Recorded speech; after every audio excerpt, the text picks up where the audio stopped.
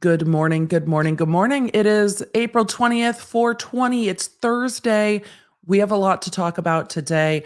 I am drinking a tankard of coffee this morning. It is also the beginning of like Taurus season. So even though it's not my birthday month, I feel like it's my birthday season. So it is the beginning of Taurus season.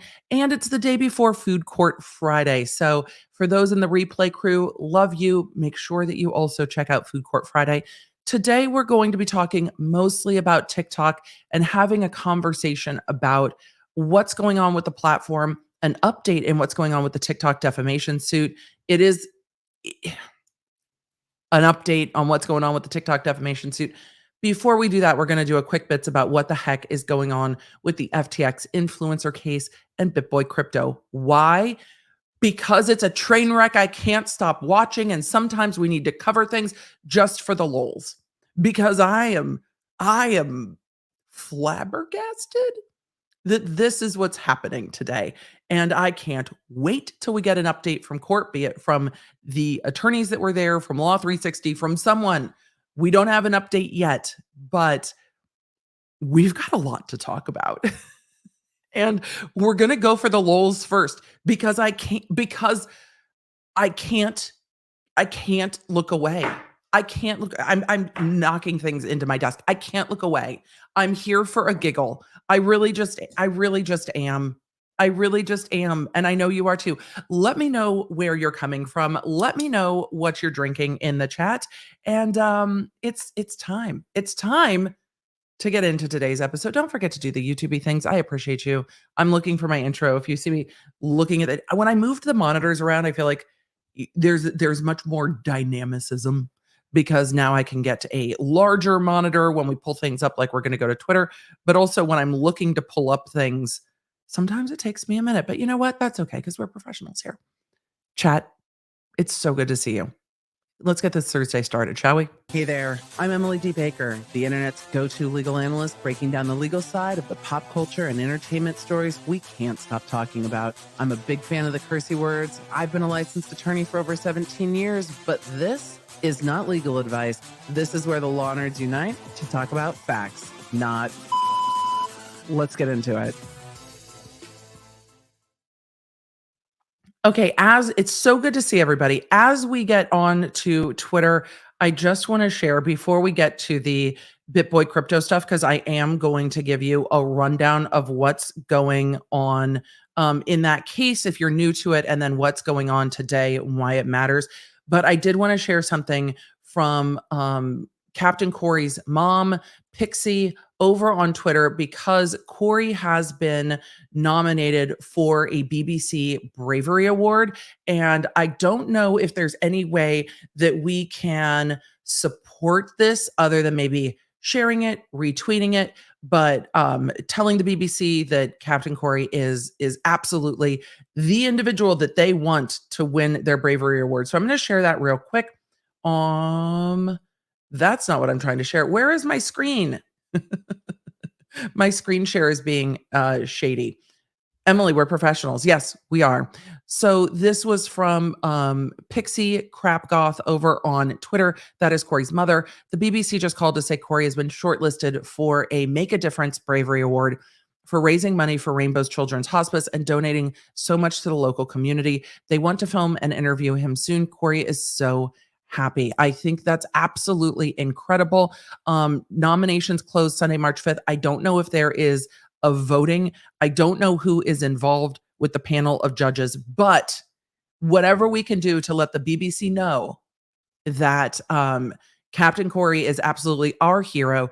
I'm going to be trying to figure out what that is. If any of you have any suggestions, let me know. And let's absolutely retweet this, tag BBC in it, and let's celebrate. I think the internet has done so many wonderful things. I think we're going to be able to tag the BBC and let them know that we love Captain Corey. And this is absolutely a great way to honor his courage and his perseverance and his family's courage, and then how much good they've shared. So with all of this, we can absolutely do it. So it does. It says nominations close Sunday, March 5th, but they're letting Corey know that he's been nominated. So That's what we're doing. We're sharing it. Tag BBC in it. And hopefully they'll see all of the outpouring of love. So, with all of that outpouring of love, we're going to lean into the lols. No, I know it's past March 5th, but they nominated him anyway, and I think it's great. So there, let's see. It says on the thing that a panel of judges make the award in each category, but and across each local BBC radio station. But I still think showing support and tagging BBC always helps. And if nothing else, it will let Corey know that we are rooting for him and that he is our Make a Difference Award winner for bravery in our hearts. And it'll absolutely lift his spirits, which is needed particularly. So all of it, just retweet, tag BBC, do all the things. BuzzFeed is shutting down. Where am I going to distract myself and do quizzes that I don't need? There's some breaking news that we cover. The breaking news that we're covering today is BitBoy Crypto's court hearing. So I feel like that is a perfect time for a quick bits, because this is going to be like a quick bit boy. But was it funny? Maybe not. Maybe not. Maybe we reached a little too far too early. I'm a little punchy today. Maybe we tried a little too hard. That's all right. We're going to do a quick bits and talk about FTX and crypto. Quick bits. Why are we talking about this case? Because I can't look away. And I really am interested in covering influencers, what influencers are up to, how influencers are getting themselves in trouble or not. And this question for me with FTX and the lawsuits that have come is a very interesting question. Here's the interesting question as we do a little bit of the backstory before we get into what is happening today, where BitBoy Crypto was ordered to appear in court. Before we get to ordered to appear in court, we are going to talk about why I'm fascinated by influencer lawsuits. Here's the thing.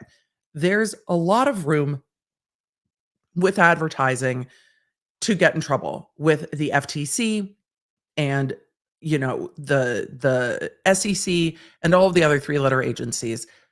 But with influencer marketing, we see this going across different kind of genres, right? Y'all remember, some of you remember Mascara Gate, not Lipstick Gate, Mascara Gate.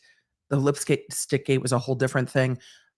Where is an influencer putting fake eyelashes on and advertising a mascara without disclosing that there may or may not be fake eyelashes? Is it false advertising? Is it not false advertising?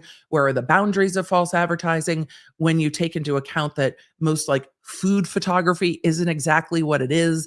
You know, they use motor oil generally to put syrup on pancakes in food photography. So that's not really real either. When they use cakes for food photography, a lot of time it's not a real cake. It's styrofoam and then frosted. Oh my God. Speaking of that, my husband will have to tell this story sometime, but his mom once purchased a birthday cake at the store that was in the display case at the grocery store, and they got it home and wasn't it wasn't meant to be a birthday cake. It was meant to be the display case, like up on a shelf, because it was a frosted styrofoam block. But and he still tells this story. You wouldn't notice it was lighter, I suppose. Maybe not if you're stressed and you're busy. But there's a lot of things in advertising that are manipulated to make things appear better on camera, right? In movies, they will add milk and other things into rain so water shows up better on camera. It's a lot of like movie magic, and advertising magic is the same. And so with that, at what point are influencers held to a different standard or the same standards as traditional advertising? Do you need to disclose it? I think disclosing advertisements are where I get the most flustered, because if you're not disclosing advertisements, you clearly have a very large legal problem. When we get to influencers perhaps not telling their audience the truth, I personally don't like it. But I think it is more of a gray zone for conversation about how much you trust that influencer. If they're like, oh, I use this thing and they've never used this thing, I think it breaks trust with the influencer, and then you make that decision. if you want to still follow them or their recommendations or what have you. But there are laws about what you have to disclose. When it comes to the influencer lawsuit with FTX, it is bringing in my fascination with whether or not people are advertising properly and whether or not they can be held responsible when this company goes completely bankrupt and people who invested and might have invested because they watched Graham Stephan talk about it on YouTube, when those people lose money. Is that the influencer's fault, or is that the fault of FTX, who paid the influencers to promote these coins? And it's not just influencers. There's a lawsuit with influencers, and then there's a lawsuit with like Gisele Bündchen and Tom Brady and Shaquille O'Neal. So it's celebrities as well. So this is not a non-disclosure suit. This is our influencers who did advertisements and sponsorships for FTX responsible for those that lost money when FTX went ass over tea kettle? And that is a interesting question for me. I don't know that this is the influencer's fault if they have properly disclosed that this is a paid advertisement. I don't know if the investor can sue the influencer and be like, I only bought it because of you. I think the problem is with FTX. So when we got into that lawsuit, the lawsuit barely mentions BitBoy Crypto.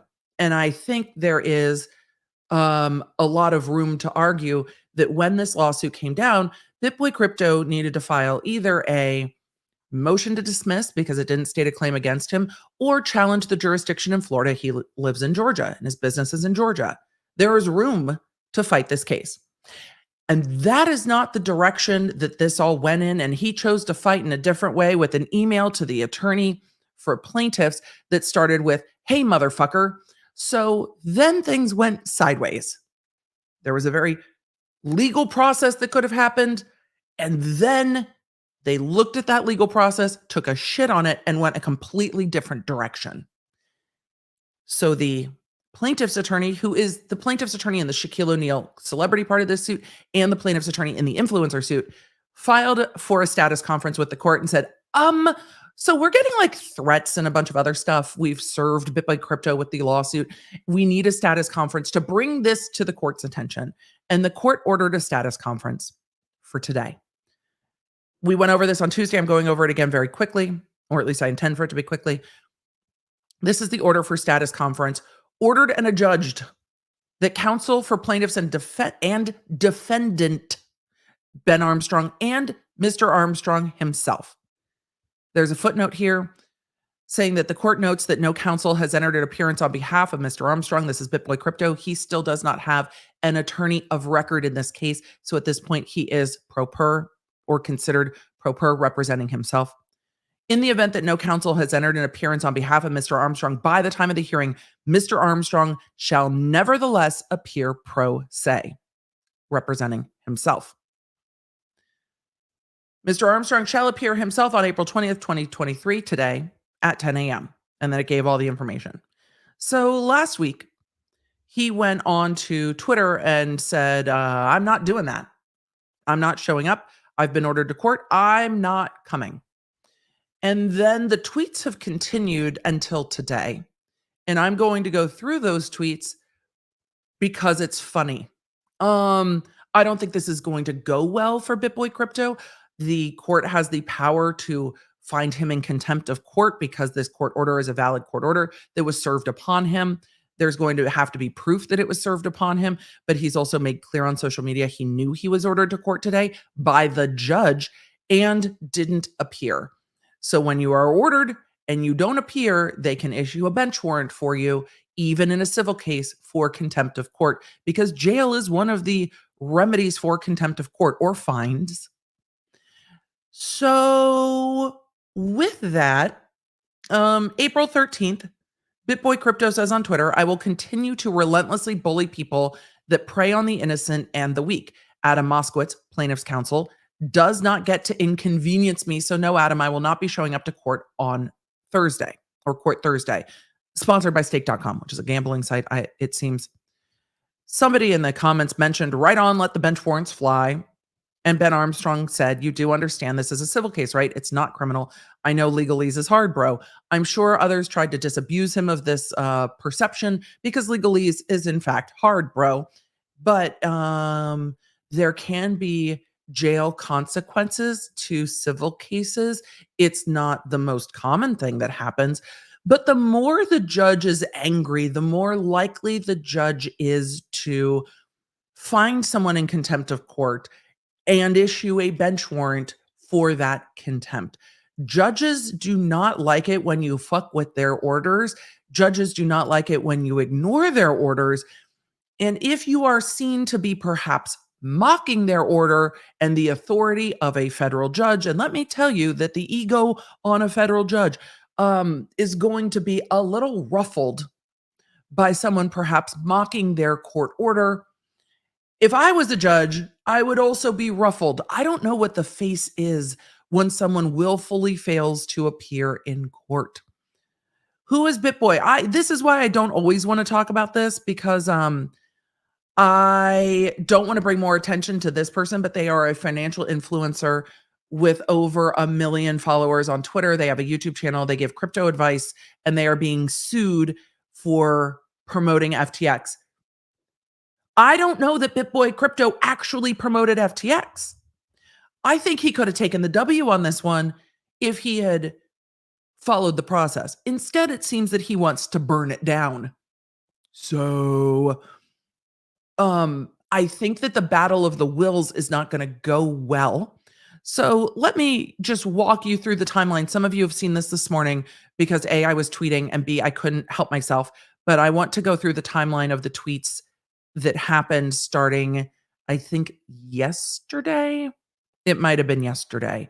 Let's see. So I'm pulling that up. I don't want to make all of you motion sick while I scroll because someone tweets prolifically, and I want to make sure I get to the very first one in this sections of tweets. So let's see. I'm also trying to get to past the political tweets. All right. It seems that this was the first one from April 18th talking about the case again. SMB acquisition attorney said, I'm a lawyer. I use ChatGPT daily. I feel like causing chaos in my profession. The following is part one of a series I'm calling Things ChatGPT Can Do Right Now That Maybe You No Longer Need to Pay Lawyers For.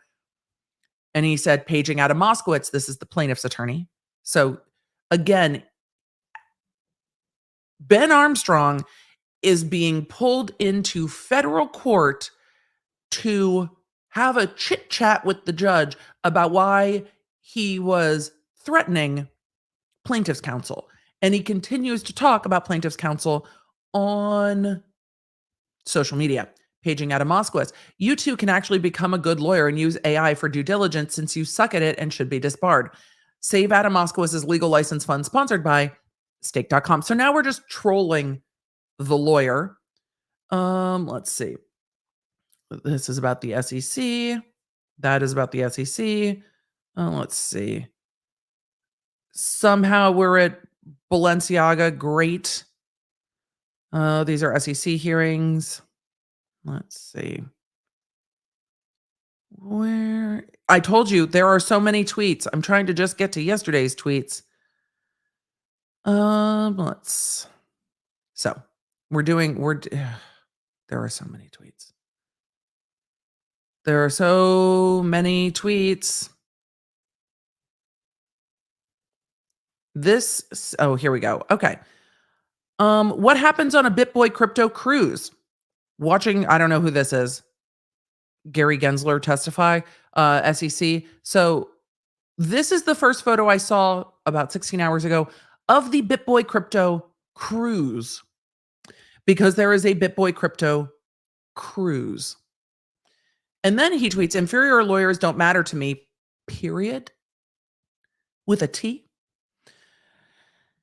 But something tells me I'm going to see Adam Moskowitz tomorrow, just not in court. All cryptic tweets are sponsored by stake.com. And then he shares an article by The Block that we are going to take a look at if we can actually strip this down past all of the shit that's moving. And I don't understand. I can't look at this page. My eyes are assaulted. All right, let's see. Just crypto influencer BitBoy Crypto ditching FTX court date for a Bahamas cruise. This is coming from The Block. Ben Armstrong of the BitBoy Crypto YouTube channel is due in court on Thursday to explain why he's harassing the lawyer suing him for allegedly promoting FTX, and threatening. Armstrong probably won't show up because he's busy on a crypto cruise in the Bahamas. Y'all, this is happening. He's actually in the Bahamas. BitBoy Crypto is due in court tomorrow. He probably won't show up. Things are so nasty between BitBoy Crypto YouTuber Ben Armstrong and the class action lawyer suing him that Armstrong is due in court Thursday to answer for his alleged bad behavior. No, there's some bad behavior happening. Whether the court will do anything about it is a different thing. But I think the court's more inclined to do something now that he's decided to leave the country rather than go to court. Things are nasty. Oh, we did that. But Armstrong is on a long-awaited BitBoy branded crypto cruise to the Bahamas. He intends to skip the hearing despite a judge's order that he appear in person to address his alleged harassment of Adam Moskowitz, the lawyer who filed the case against him. I will not be there in person, Armstrong told The Block via text message on Wednesday. You were ordered to be there in person, bro. I know legalese is hard, but that order was real clear. Shall appear in person. The $1 billion class action case is the latest crypto drama to play out in federal courtroom after the high-flying crypto exchange FTX crashed and burned last year.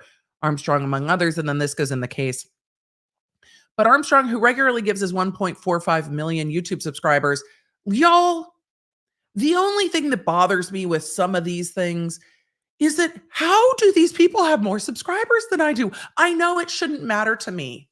It shouldn't. Because I have law nerds, and law nerds are the best. Like, each law nerd is worth like 7 to 25 other YouTube subscribers because y'all are thoughtful and incredible and great humans, and you have healthy boundaries and glowing skin, and you're hydrated, and I love you.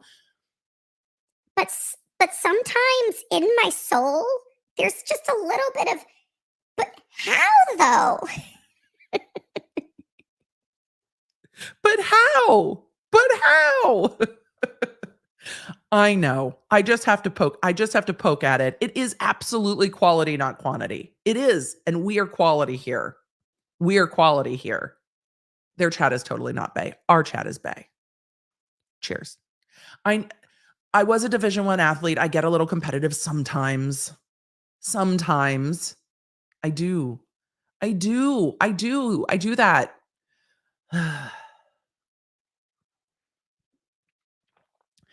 Mystic Barking Cow, you are not attacked. It's just a gentle, loving reminder to hydrate. So if you feel like you're not meeting the definition of hydrated, now take it as a cue. All right, let's continue on with this lawsuit because I just need to laugh after Tuesday.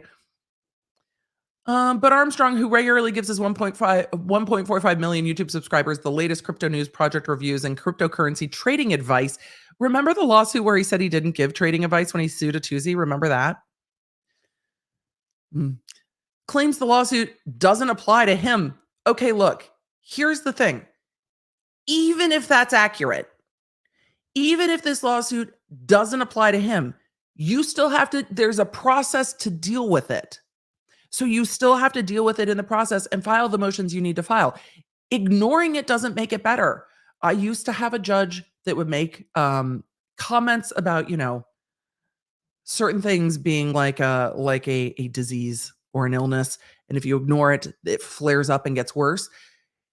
You can't just ignore it. It will flare up and get worse. It's like watering a freaking gremlin. It's going to get worse. And it's funny that he offers trading advice, even though he said in the Atuzi lawsuit he didn't. Anyway, claims the lawsuit doesn't apply to him. He might not be wrong there, but this is going to fuck all that up. For a while, at least. Armstrong says he never promoted FTX. Good. File the motions. The court filings for Moskowitz's firm indicate that he once praised FTX and its utility token. Quote, Adam Moskowitz is literally a walking piece of human garbage. Moskowitz is a clout-chasing whore, Armstrong said in a telephone interview. So in his interview, what he has said of the plaintiff's attorney is that Plaintiff's attorney is a clout-chasing whore. These are things that the plaintiff's attorney is going to tell a federal judge this morning. So, Your Honor, since I filed this motion, Ben Armstrong has continued to say things about me. I mean, some of this is probably opinion in the world of like defamation. But when you're talking about having a status conference about harassment of the attorney, this stuff is going to come into court. And then they talk about the lawsuit. So let's look at the rest of the tweets, because it goes as spectacularly as you think. Don't worry, I will get to other people tweeting about this morning. Do I normally just report what's happening on Twitter? No. Do I sometimes mock when journalists, which I am not one, just go, people on Twitter said this? Yes. But do I find this absolutely flabbergasting and hilarious, and I'm here with popcorn? Also, yes. I do not like to be involved in drama, but I will watch this from the sidelines, and it's court related. So grab your popcorn and dive in. This is what we're talking about for a little bit this morning, because we all just need a minute. Armstrong then tweeted, best line from the entire FTX fiasco from the clown show at the Moskowitz law firm is Adam Moskowitz is a clout-chasing whore. Leave whores alone. They don't want to be compared to lawyers. Ben Armstrong, what's wrong, Adam? Why can't you comment? Oh, yeah, because you are a bitch. The federal judge is going to be feeling sassy with all of this. There's a long list of influencers that promoted this, Moskowitz said during a recording of The Scoop with Frank Chaparro this week. I can't go after 1,000 right now, so you go after the largest ones. Moskowitz didn't comment for this story. I think Moskowitz just, commented on a podcast, but didn't comment to anybody else. Okay. More unequivocal proof that Adam Moskowitz is a lying whore. I never doctored or removed anything I said about FTX or FTT. The video didn't, quote, surface. It's right there on my YouTube channel. When this is over and I come for Adam's law license, his lies will come out to haunt him. It's going to be hard to do if you continue to do this, though, right? It's already well documented that Armstrong has been intricately involved in many nefarious activities, a court filing said, posting a plethora of materials regarding specifically FTX, FTT, and Sam Bankman-Fried, much of which has since been altered or deleted, though many are still publicly available, including his own purported $500,000 stake in FTT. This is 13 hours ago. Let's see. Who do you think you are? I am. This is questions that the judge is going to be asking today. Who do you think you are? There is a 8-tweet thread. Here is why you all need to be the enemy of Adam Moskowitz. Oh, good. I can thread it. Yay. Here is why you all need to be the enemy of Adam Moskowitz, the crooked ambulance chasing billion-dollar quote unquote attorney. Don't you love it when they put attorney in quotes? Why do people do chat? Explain to me. What is this? The attorney. Is it supposed to hurt our feelings as lawyers? People have done that to me. Okay, a lawyer?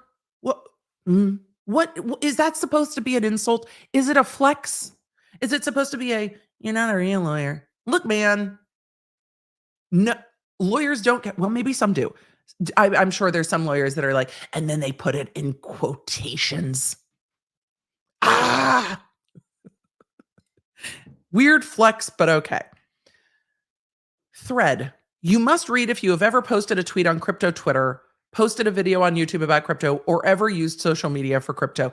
This is all straw man argument, and I'm not going to pull apart the parts of argument today.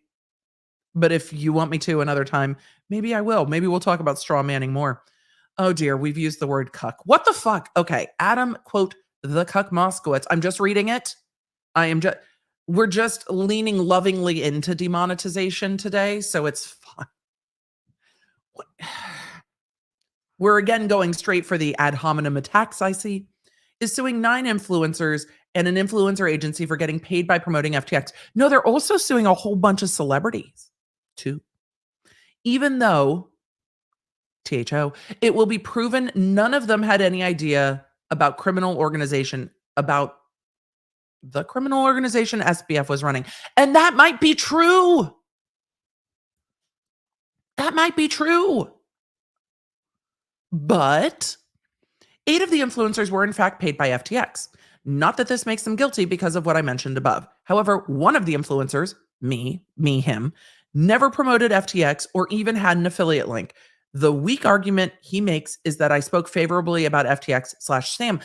File that in a motion to dismiss, not a Twitter thread. This is the motion to dismiss. What they're saying is not true. Yeet. But no. Somebody is chasing clout on Twitter instead. Let's just put it on Twitter or do both. You can put it on Twitter and file it in a court motion. Sure. Even though the majority of content I have made is anti-SBF and eventually anti-FTX, even warning people to get away from the app months before it fell. And this seems to be true.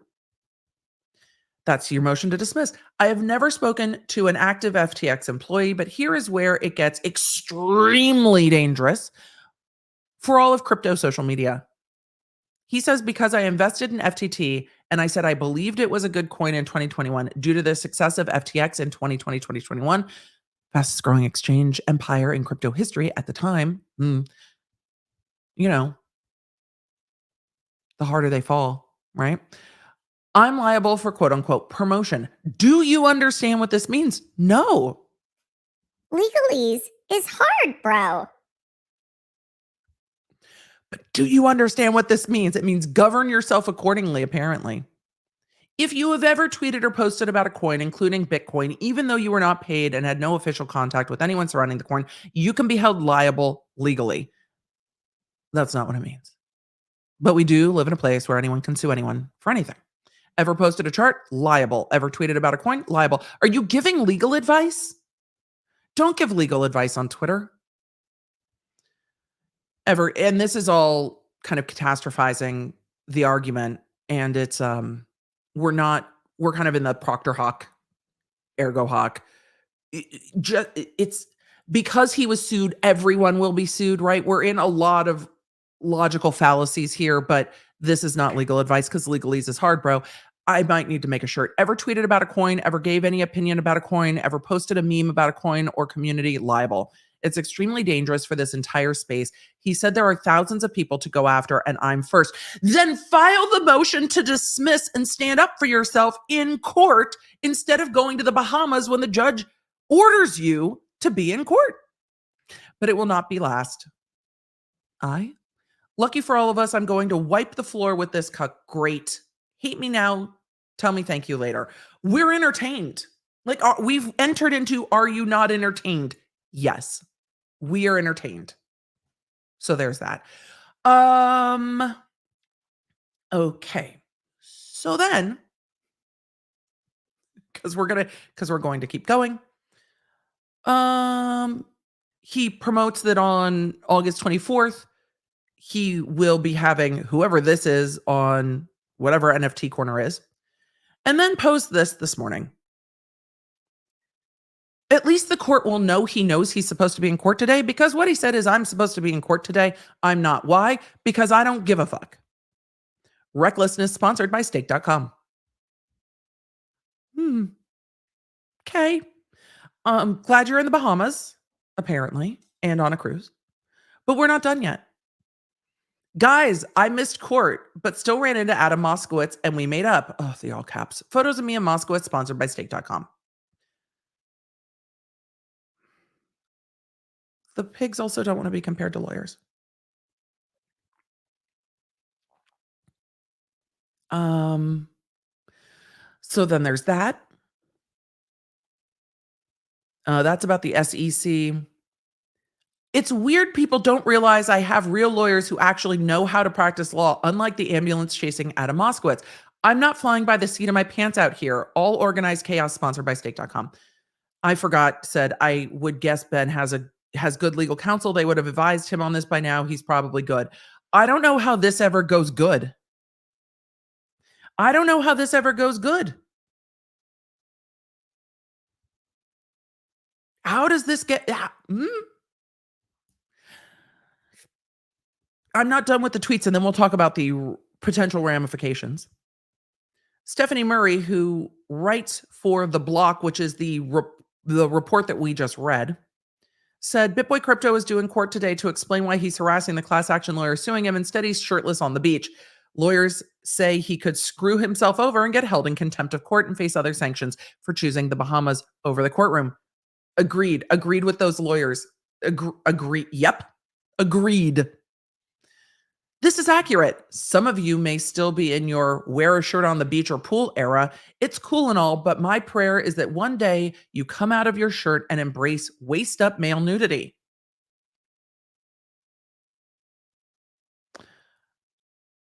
Okay. So then,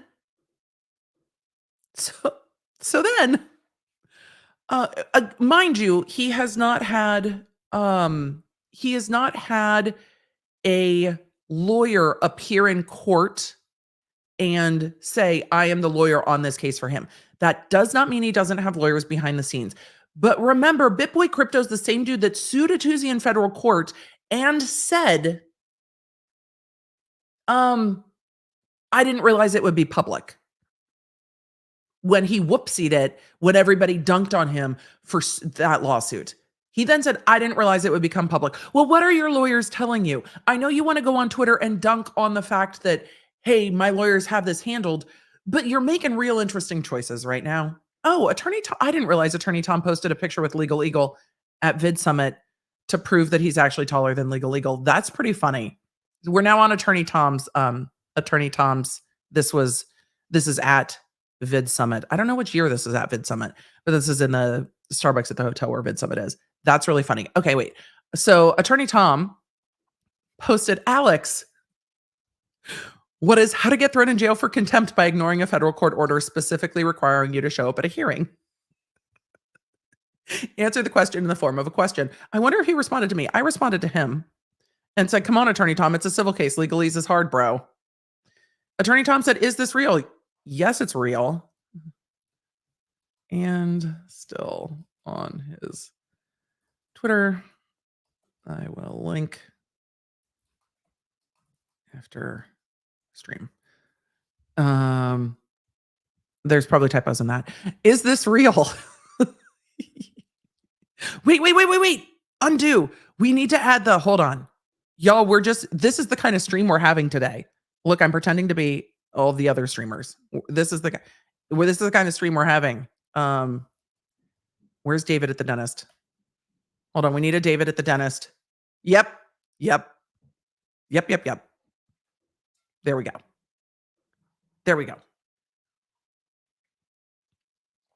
That's what we needed. I know. I was going to say, is it real or is it just fantasy? I know. We could have gone either way. This is the meme that came to my brain first. Should we switch it? We can switch it. Should we switch memes? Hold on. Should we switch to Queen?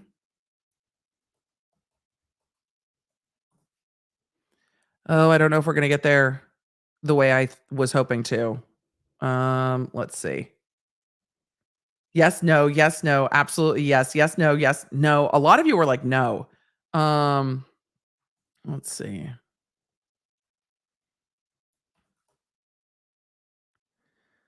Let's see.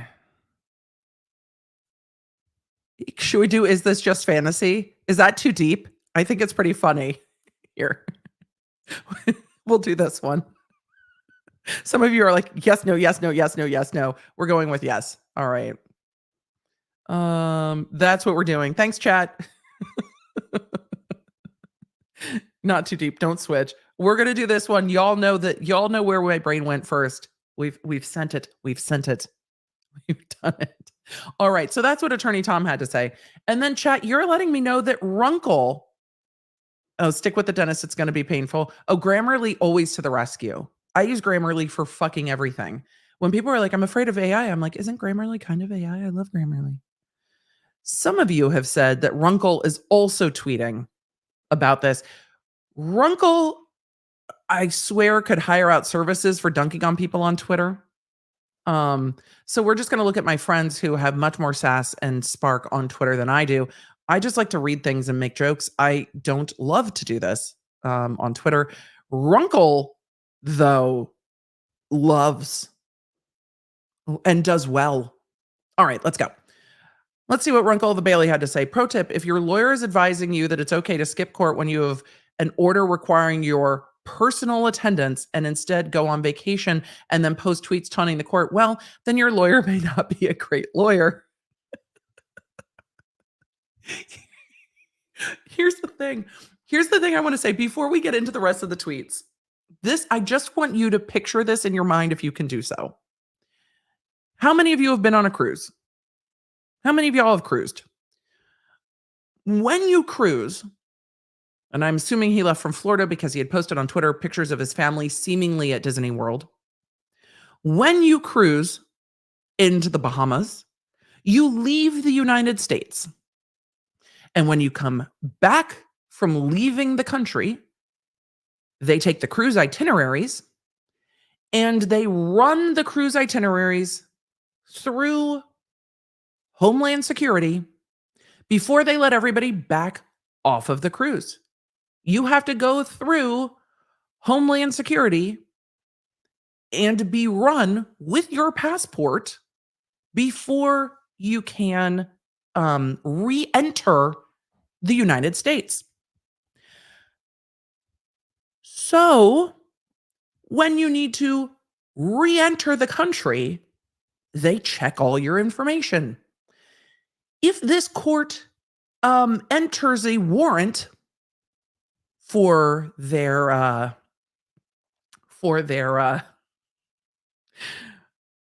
failure to appear, he is going to have to deal with it when he re-enters the United States. Because the manifest, yes, that's what it's called. Thank you, Aaron, in the chat for saying the manifest. That's what I meant. So they run the manifest first, but then everyone disembarking goes through customs or Homeland Security. Everyone has to check back through. So if there is a warrant issued for missing court, which is a very real possibility here, it will likely get perceived when he is trying to get off of this cruise. The possibility exists that BitBoy Crypto could be getting off of the BitBoy Crypto cruise and be detained. And if he sailed out of Florida, he has now re-entered into the United States in the jurisdiction where a potential warrant can be issued, because this is from Miami. I don't know where he sailed out of. You can sail out of Orlando, Miami, what have you, but he's in the jurisdiction. It's not as if he's cruised out of, Texas and there might be a warrant from Florida. He is going to be re-entering into the state that he has pissed off with the actual jurisdiction because they were at Disney World. So this cruise to the Bahamas has most likely left out of Florida. And the federal judge has the authority to do that. I mean, you're right, unless he stays in the Bahamas. However, they got SBF out of the Bahamas real quick.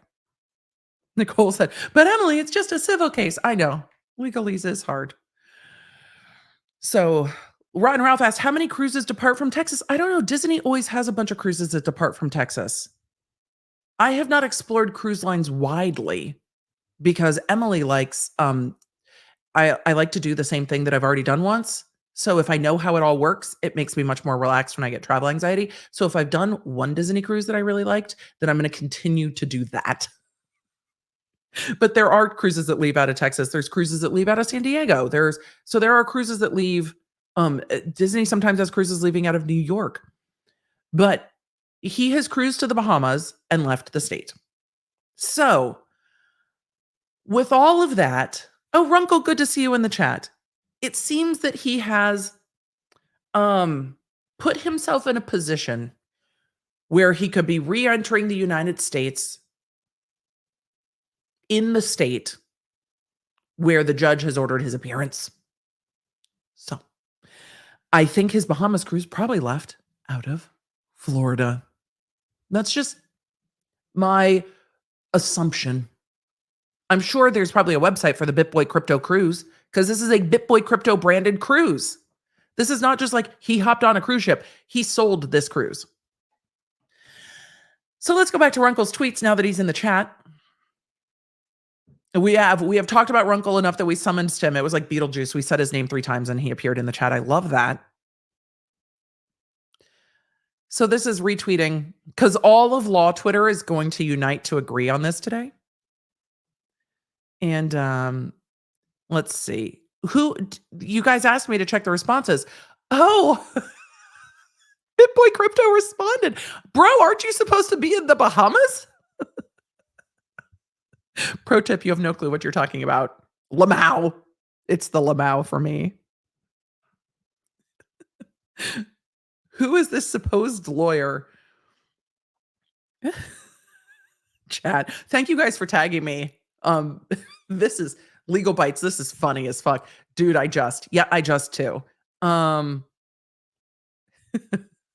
dear. This is going to be spectacular.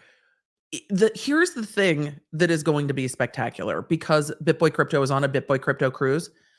The people on this cruise are going to be paying attention to what's going on with this.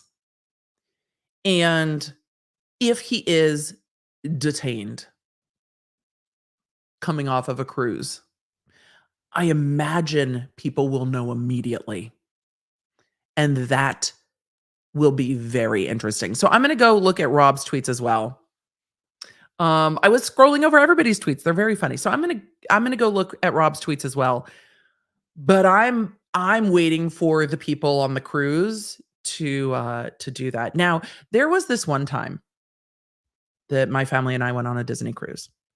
And we did not get detained often on the cruise. But when we got to the airport,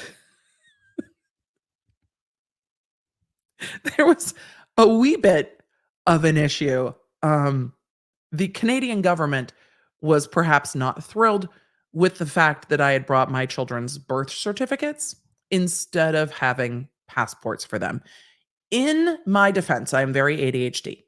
And we had gone to Canada on a cruise. So we left out of San Diego. We went to Vancouver on the cruise, and then we left from Vancouver and went to Alaska, best ever. And then from Alaska, through the Alaskan cruise back to Vancouver. And then we went to the airport to get home. When we originally planned this cruise, in my defense, we were going to then take a train from Vancouver to Seattle because there is a beautiful train that goes between the two, and then fly home from Seattle. I very much wanted to take the train ride. Things changed, life changed, and we had to change our plans, and we ended up flying home from Vancouver. But when you travel by sea and by land, you don't need passports for children. However, when you travel by air, you're supposed to have passports for children. So the lovely Canadian authorities are like, hey, you don't have passports for your children. My husband and I had passports. My children, we had their birth certificates. So we get pulled into the office.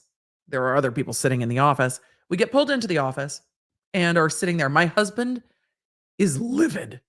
He is like, I thought that you researched this. And I was like, so I did. And then when we changed our plans, I didn't again. And yeah. So I didn't have passports for the kids. So we get up to the unamused agent saying, hi, So funny thing is, we planned this cruise. We left San Diego. We went to Vancouver. We took this whole cruise. We were supposed to take a train, and then we had to change our plans, and we took a flight. And I didn't know that the kids needed passports, and the kids don't have passports. And my husband's like, "We are going to end up in jail." I'm like, "What are they going to do? Deport us back to where we're going? Okay, kick us out of Canada." He's like, "We might never be able to come back to Canada." I'm like, "That would be a shame because all dress chips." I mean, and our friend Runkle. And I love Vancouver.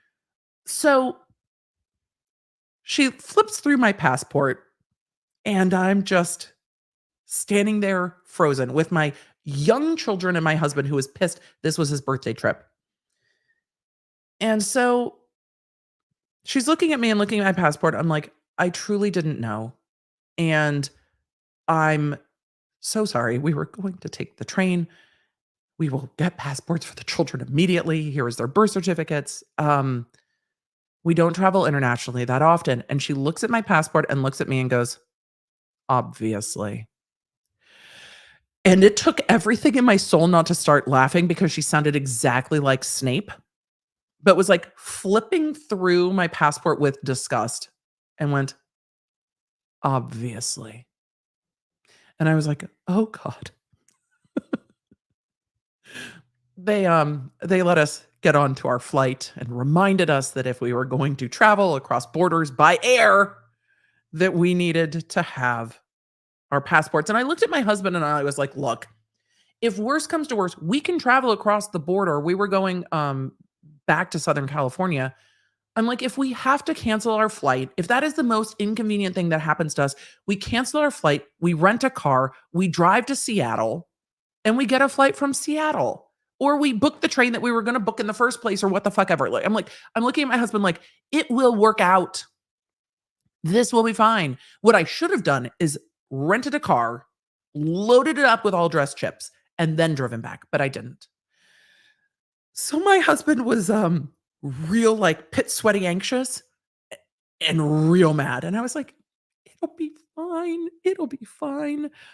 So Runkle, I was gonna drive from Vancouver to Seattle and then fly from Seattle to Los Angeles. That was my goal. If worse came to worse, I didn't want to have to drive all the way back from Los Angeles from Vancouver. But I figured if we could drive to Seattle, we could just fly from Seattle. So we could get from Vancouver to Seattle by car or train and then go. It would have been fine. So then we get home finally, and my husband had put our house keys inside the vehicle. We were going to be gone. This was a long trip. It was for his 50th birthday. It was a very long trip. And so instead of putting the house keys somewhere where people could get them, we have a car that has a code on it. And the code to the car wouldn't work to get our house keys. So then we couldn't get into the house. I had to call my parents. It was fairly late. Called my parents to bring us our spare house key. My children are exhausted and frustrated. We finally get back into our home. It took my parents a little bit because it was late. I had to wake them up. And we are unloading the luggage into the garage because we're not dealing with it tonight. We're like putting the kids to bed, feeding our cat, doing whatever. And we are putting the luggage away. And my husband goes, "Ugh, something snapped in my wrist." The next morning, his entire arm, almost up to the elbow, is purple because that is the night that he broke his wrist. And that tendon damage, where his tendon detached from his elbow, is what caused 3 of his fingers to go numb. And then he ended up having to medically retire from his business because that was the night that he broke his wrist that ended his career. So with all of it, our trip home from Canada was an invariable shit show. So when we left for that trip, we were celebrating a birthday. And when we got home, that was when Dr. B was like, "And I can't practice anymore." So it was a very long day. When we went to the orthopedic surgeon the next morning, the orthopedic surgeon looked at it and was like, "It is this kind of a break," because it was a break. "It is this kind of a break. I have that injury on my left hand. If I had that injury on my right hand, I would no longer be practicing. I am not sure if you will be able to practice. So for my husband to process the 24 hours of us getting mildly detained by Canadian security to getting home, it was a wild 24 hours. And I imagine when BitBoy Crypto gets off of his cruise, it will also be a wild 24 hours. So that is the entire saga of us getting out of Canada. We have not been back. we have not been back since, but also then a pandemic happened. So it ended up being like such an incredible vacation. And then the like 24 hours getting home was so shit. It was just wild. Absolutely wild. But not as wild as getting detained when you are on a, or perhaps when you are on a like branded cruise. So I've heard that Rob is also tweeting. I saw him show up in the chat. We're going to go look at those tweets real quick. And because I'm just at this point amused. I love that Runkle now has BitBoy responding to him. So Sarah Smith said, Emily, if you were detained in the airport trying to get to a US flight from Canada, technically it was US security. It might have been. I don't remember. Runkle said I once got yeeted from the US. Uh-oh. Next time you come, bring me more all-dressed chips. Oh, we will be back to Canada. We love Canada. Oh, Rotten Ralph, you're right. I did say this was a quick bit. I shouldn't have played the intro. Rob retweeted Attorney Tom's tweet because all of Law Twitter is going to agree with all of this. This can't be real, right? No, it's real. Social media manager is just trolling all of us. I don't think so. Surely you wouldn't be dumb enough to not just ignore a court order, but to appear, but to go further and taunt the judge that ordered you to be there. It appears that taunting is happening. Emily, the itinerary is online. Fantastic.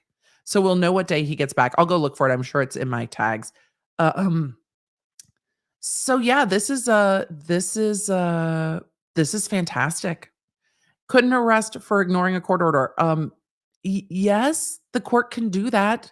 They can find someone in contempt. I'm going to go to Pacer real quick before we move on to talking about TikTok and see if there are any updates on Pacer. I'm real interested in what happens next with all of this. The chat says he comes back tomorrow. Fantastic. There are no updates on Pacer. I will keep looking. Let me see. Do I have any updates anywhere? I will keep looking. Did Law 360 update? I'm waiting for someone to report on what happened in court this morning, and it's going to happen after I'm done streaming. And unfortunately, I have an appointment today, so I can't just talk forever. Otherwise, I would. So we're going to keep looking to see what happens, but the chat is saying he comes back tomorrow. Let me see. I know a number of you tagged me on Twitter with the BitBoy Crypto cruise itinerary. This is just making me think like if BitBoy Crypto is doing a cruise, Lawnard cruise needs to happen. Oh, thank you, Victor Man. I appreciate it. Here's the itinerary. This was under Attorney Tom's tweet. Monday, April 17th, departing from Orlando. There we go. Opening night cocktail party, day in the Bahamas, day at sea training, HIT network meetup, the perfect day at Coco Cay in the Bahamas. Friday, April 21st, arrive to Orlando. Wow. Tomorrow's going to be spectacular. So, Your Honor, they'll be back in the US tomorrow. I wonder, he doesn't seem nervous. He doesn't seem to I think he truly doesn't give a fuck. That's going to be real interesting. Are you guys ready to move on and talk about TikTok? I'm going to circle back at the end of this and see if anything is updated on Pacer, and I will keep looking throughout the day and then update you. If anything big happens, I will send it out on lawnerdalert.com and I will post it on the community tab and elsewhere. So if you don't want to miss it, that. Runkle says, I think he truly doesn't realize he's about to find out. This is going to be the new definition of fuck around and find out. The new definition. Let's talk about defamation on TikTok real quick. Look, you guys know I love a cruise, and I know how much the Law Nerds want to hang out together. And I had a lot of fun when I ran into Law Nerds on my last cruise. It was a blast. So I feel like maybe that needs to happen. I feel like maybe that needs to happen. I've been asked a couple times if I'm interested. I also could get behind, for those that get seasick, maybe doing an all-inclusive meetup at a hotel. So if people wanted to just come to the location and meet up and not stay there, we could do that too, and not necessarily do a cruise. I think there's room for like an all-inclusive, like, hey, we're going to be here. I think we have room. We will see. We will see. Runkle said, if you arrange a laundered cruise, I will insist on joining. Well, of course you will be invited. We will have to do all of the things. Okay, so anyway, before I start planning things that aren't content, I have to go get my hair cut today. Y'all, my hair is so long. It's too much. So there is a haircut in my near future, and I am so ready. Katrina said, delivered our 4th baby last night. I was hoping for a stream for us to have in the hospital. That's what he was always listening to inside. Well, congratulations. Replay is always an option.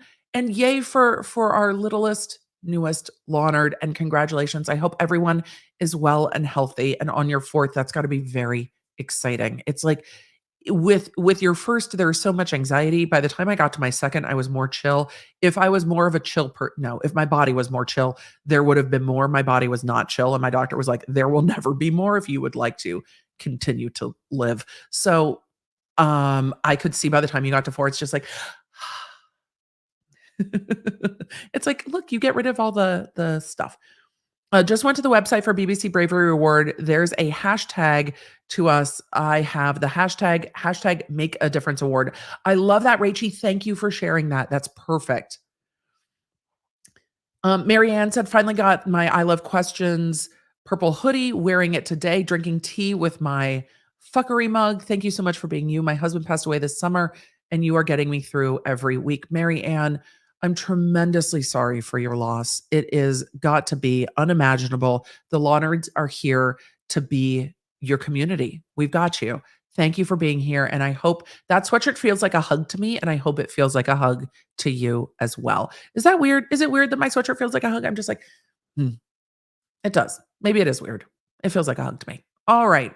Let us talk about the TikTok defamation lawsuit. Let me grab my other notes real quick. Don't worry, I'll check back on Twitter if anything happens. Y'all keep me posted. Now I find myself invested in BitBoy Crypto's tweets, and I can see why he's like, look, his sponsor Stake is going to be super happy. These tweets are getting a lot of traction. It's giving all publicity is good publicity, right?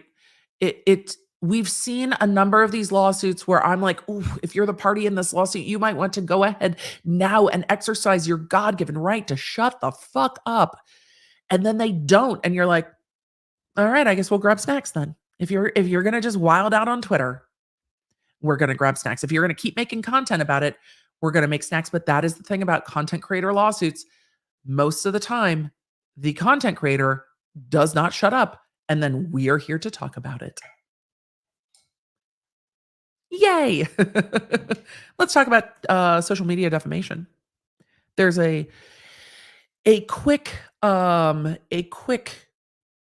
question. Sir Breezy, there is a pullover hoodie. There is a pullover I Have Questions hoodie. It's the purple one. It's linked down below here, and it's on lawnerdshop.com. We try to do everything in zippers or not zippers. Some people do not want to pull over their head. Some people do not want zippers. So we have both options. So let's go to this defamation case and give a quick rundown of what's going on for those of you that are just tuning in on this. So with regard to the King Road murders, which is what the law enforcement agency in Idaho is calling this, with regards to the University of Idaho students who were killed, wherein Brian Koberger has now been arrested, there was a TikToker creating content alleging that a university, professor had been inextricably involved in these homicides, had hired someone to commit them, was in a romantic entanglement with one of the victims, and on and on and on. Rebecca Schofield, that professor, then sued the TikToker. There have been videos made about those TikToks. Some have been removed, some haven't. The case was filed. The TikToker was served. The TikToker did not respond to the lawsuit. The attorneys for the professor filed asking for a default. The clerk entered a default. After the clerk entered a default, and that default was entered, let's see. I have my dates. The default was entered in January 2023. So January 27th, 2023, the clerk defaulted the case. Hey, you've been served. You haven't appeared. Judgment against you. On February 16th, the TikToker in pro se, representing themselves, filed a whole bunch of motions. They filed an answer and a counterclaim, a motion for relief from the judgment, from the default, and a motion for access to Pacer. So that was all filed on February 16th. I covered all of that. This is the spiritual witness motions and answer, and then sued the professor. On February 17th, the plaintiffs filed again a response to the defendant's motion and a motion for a default judgment. Not just the entry of default, but we want the monetary judgment now that default has been entered. The court has said we won, we now want money. On February 27th, there was a motion to strike the defendant's answer saying, the default wasn't set aside, the defendant can't answer. On March 7th, there was a notice regarding service. This is the motion where they tried to serve the TikToker, and the note from UPS was receiver does not want, refused delivery. I covered that. And then we come to yesterday when a new motion was filed by the plaintiffs because, again, we have a failure to comply with the court rules and procedures. I think this final failure could be the thing where the court is like, no, we're not setting aside the default. Oftentimes, courts will set aside the default. If there is a confusion, if there is a mistake of dates, if somebody says, I'll give you more time, and then says, we won't give you more time and goes for the default, oftentimes court will set that aside.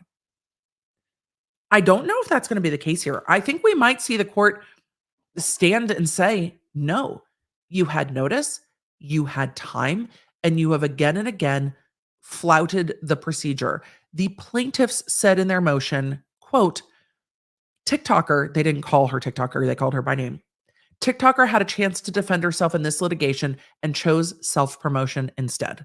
So TikToker has chosen clout over court, and I wonder if that's what we're seeing with BitBoy Crypto too. Is BitBoy Crypto choosing clout over court? We'll see. So let's go to this latest motion that was filed because I am this case invested. I am invested in this case. I am horrified by the allegations and what has happened to the professor. I hate seeing people take the high profile nature of such a tragic case and turn it into allegations and harm. This whole case just infuriates me, and I am fascinated. So with that, notice of defendant's failure to comply with local rule 7.1. Wow, there's more failure to comply with the rules. Interesting. On January 27th, 2023, the clerk of court filed an entry of default because defendant, TikToker, failed to timely respond to plaintiff's complaint. Several weeks later, TikToker attempted to file a motion for relief and an untimely answer, which included improper counterclaims against the professor. In the motion for relief, TikToker wrote, quote, going forward, TikToker will prioritize court rules, orders, and actions and file timely actions. Gouliard has not honored her representation to the court since Gouliard represented that she will, quote, file timely actions. The professor has opposed the motion for relief and filed a motion for default judgment and a motion to strike. The deadlines for TikToker to file her responsive briefing have long passed. TikToker has thus failed to comply with Local Rule 7.1, and that, quote, failure may be deemed to constitute a consent to the sustaining of said pleading or the granting of said motion or other application under Local Rule 7.1E1.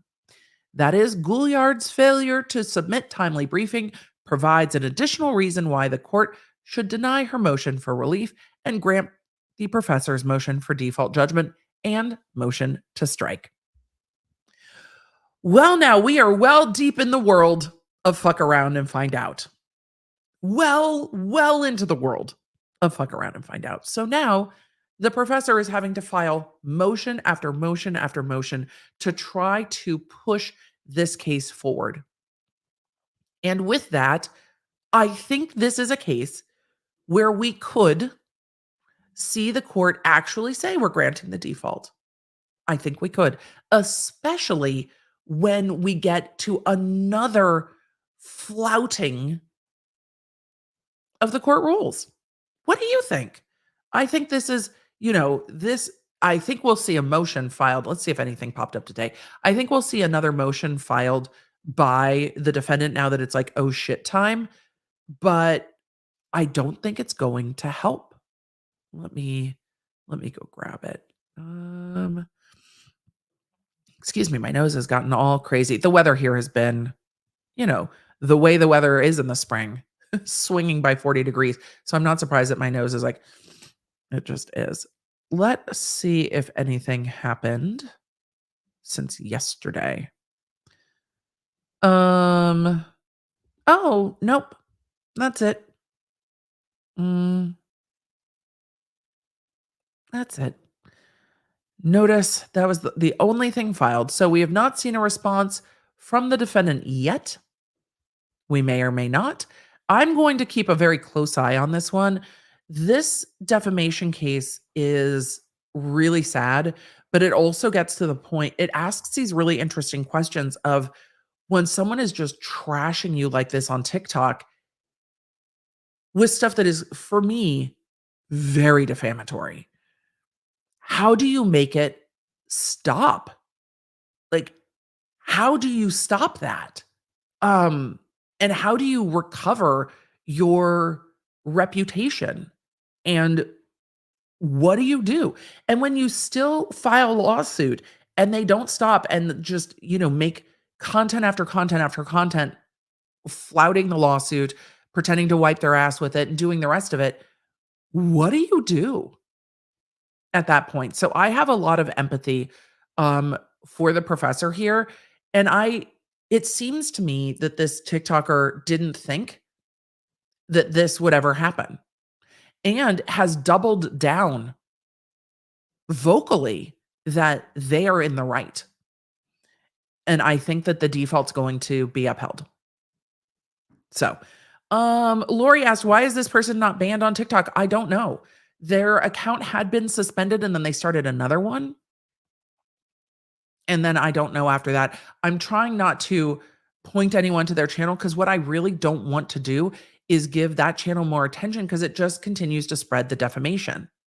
And I have, again, a tremendous amount of empathy for the professor in this case because what do? I imagine that most of the other professors are tremendously empathetic, but in the complaint, the professor at University of Idaho, not only has their community been through a horrific tragedy, but then to be accused of having a part of it, and then to be accused of having an inappropriate relationship with a student, and then to have that picked up in national and international media, and then to start receiving the hate emails and all of the hateful attention of the internet is horrific and unwarranted and out of pocket and it's just pure fuckery.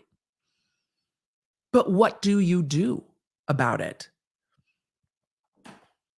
Oh, it makes me so sad for the professor. It really does. And I don't think that the TikToker involved in this understands how serious this has become. And that is going to have substantial negative impacts for them. Social media is not just like, oh, you can say whatever. And with the platforms not being able to sue, the platforms don't really crack down on it. Where is the platform responsibility in all of this? Well, with Section 230, the platform doesn't really have responsibility in this. Should the platform take these things down and prevent harm on their platform? Yes. But how does the platform know if what they are doing is actually defamatory, or if it's a difference of opinion. What if it's somebody who's like, this is criticism, not defamation? Where are the boundaries of that? Who decides what the boundaries are of that? And these are problems that we are going to see continue to be looked at. I mean, I just saw news reports this week of a kid who is engaging in a TikTok challenge and passed away. So what about shutting down challenges? How does TikTok know when they are fake or real or harmful? What does their moderation look like? And do they care? And that is the question we get to when we talk about whether or not TikTok is getting banned. And we're going to do that and then get to Q&A, because it is a modern problem that we are going to have to continue to address and really continue to give thought to. Because should these platforms just be banned? I don't know if that's the correct result. Should the platforms have some responsibility for what people are saying on their platform? I don't know if that's the correct response either. I think the thing we have to focus on first is teaching people a new level of social media literacy. What is real? What is fake? How much can be fake? And that when it comes to like cyberbullying and stuff, how to not just protect yourself and decide if you need to go to litigation, but also how to step away and realize, is this real or not? Is this 20 people on the internet making it seem like the entire world is against you? And where the boundaries are. Because when things happen on social media, it can feel very real. And it can feel like everyone is against you. We heard Dr. Curry talk about this in her interview with Lex Friedman, that she was bullied off of Twitter. I never saw harassment against Dr. Curry on Twitter. But when it's directed at you, the rest of the world might not see it, but it feels like the entire world is coming down on you. And there's boundaries there that are difficult to parse, but the protections aren't great on social media, and there aren't laws about or aren't enough laws about cyber harassment and cyberbullying and how we deal with it and how we deal with online threats. Law enforcement does not have the resources to deal with them well. And we as humans, I don't think, have the resources to deal with them well mentally. And it is damaging. And that's really difficult. So let's talk a little bit about whether or not TikTok is going to be banned. So the first article we're going to take a look at real quick is from the Financial Times. I don't pull them up a ton. I love getting to different news organizations and seeing their take on it. Yes, we are going to talk about politicians a little bit because they are the ones that are going to be making these decisions. Here is my stance on that. Whether you like a politician or don't, fine. I want to talk about what they have to decide and not if you agree with them on everything. And I appreciate that, because there's no way to talk about TikTok being banned and not talk about whether our government is making these decisions or not. Chat, thank you for reminding me to swoop. So let's look at the Financial Times real quick. Dissenting politicians join young activists to oppose TikTok bans. A small group of lawmakers from across the political divide speak out against restrictions to the Chinese-owned video app. Lawmakers and activists from across the political spectrum have come out against efforts in the US, UK, Europe, and Australia to ban or curb TikTok. Those opposing restrictions on the viral video app range from prominent figures on the American left, such as Democratic Congresswoman AOC, to Italy's right-wing Deputy Prime Minister Matteo Salvini. The solution is not to ban an individual company, but to actually protect Americans from the kind of data harvesting that companies can do. Look, man, I'm not opposed to let's actually have a conversation about data harvesting. But the legislation that has since been proposed seems to shift the data harvesting from the companies to the government, and that fucking terrifies me too. So where are the protections on data harvesting, like a GDPR and the transparency? I'm okay with that. But I don't trust the government to not do the data harvesting themselves. So I have questions.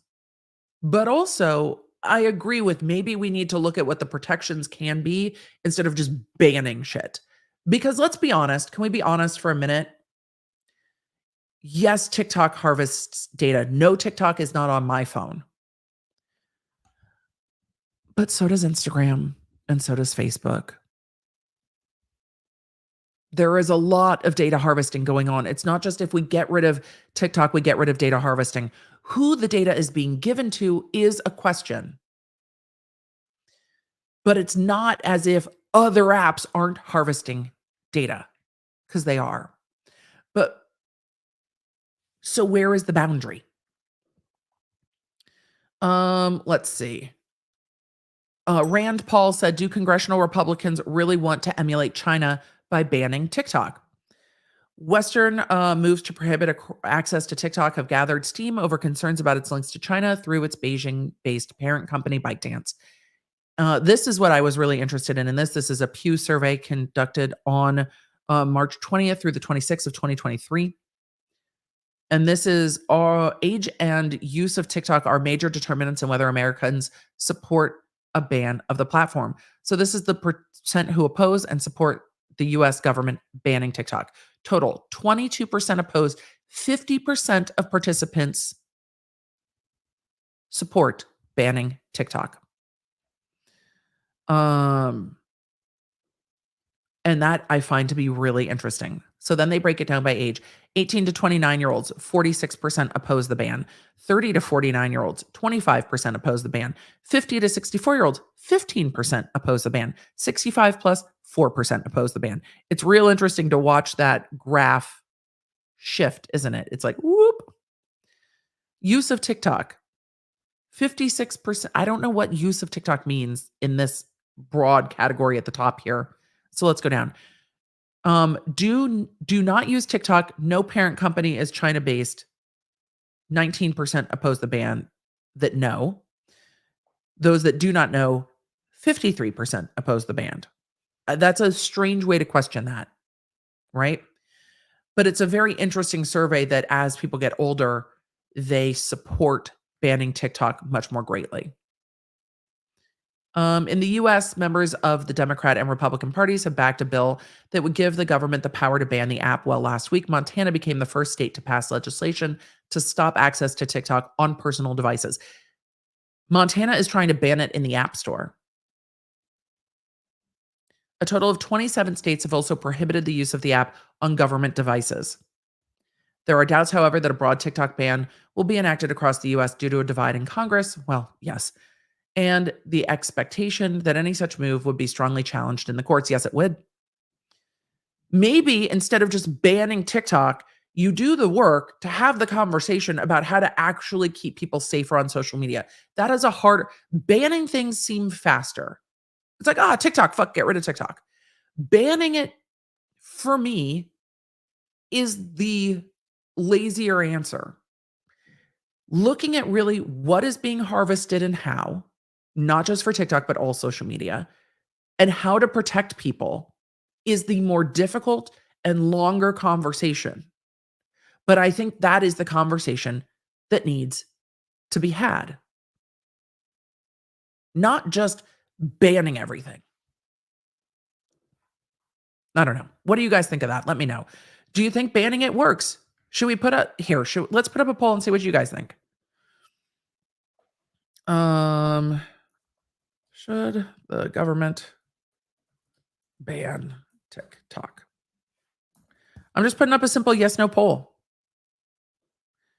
Or,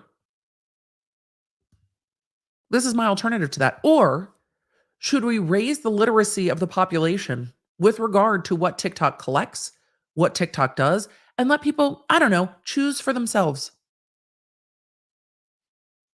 Let them choose. Apprise them of the risk. Help people understand what is actually happening instead of fear-mongering and say, just ban it. That's what I think.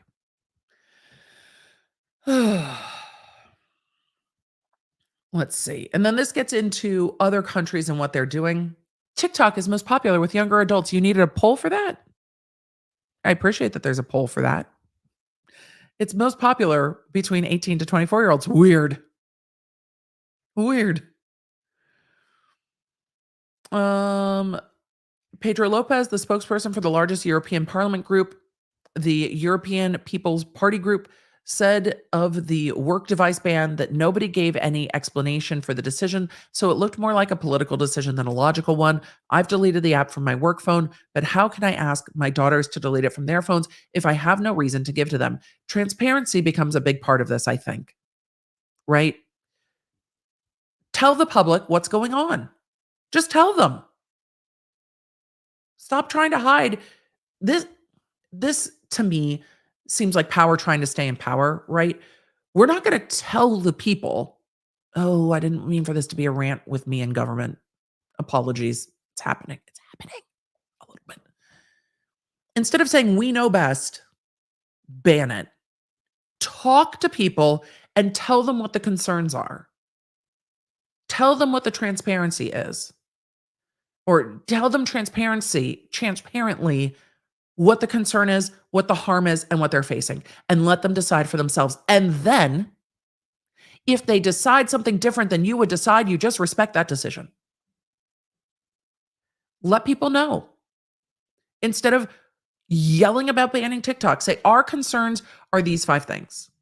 These are the top 5 things that TikTok is doing that we're concerned about. This is the specific data that's being harvested and where it's going. And then if you choose to be on TikTok, you choose to be on TikTok. And then it's caveat emptor. Buyer be fucking where. Do it at your own risk then.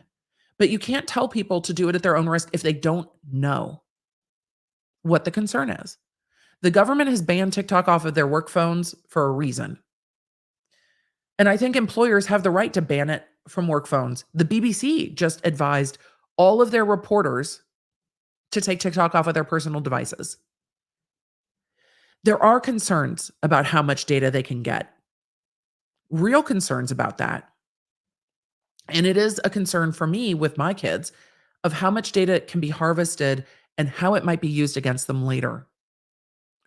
But if we are going to give people a choice to make a decision different than we might make, you have to actually respect them.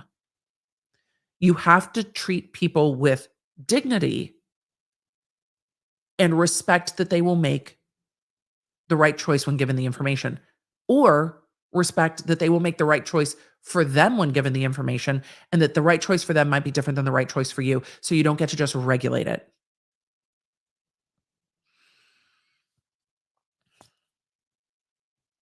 Tell people. And that's the thing that's hard with government right now, is most of these problems that we're facing are more nuanced and difficult. We are facing difficult problems. And when it comes to how to protect kids, we are facing difficult problems. But as we're talking about TikTok, trying to scapegoat TikTok and be like, TikTok is the biggest problem. TikTok is not the biggest problem, is a problem. But these are harder conversations and longer solutions that actually require people to not just think about it, but to work together to come to a solution. And it's beyond a headline, and it's beyond a campaign slogan.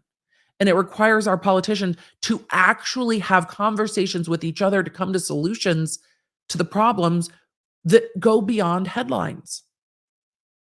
And no one seems to be willing to do that.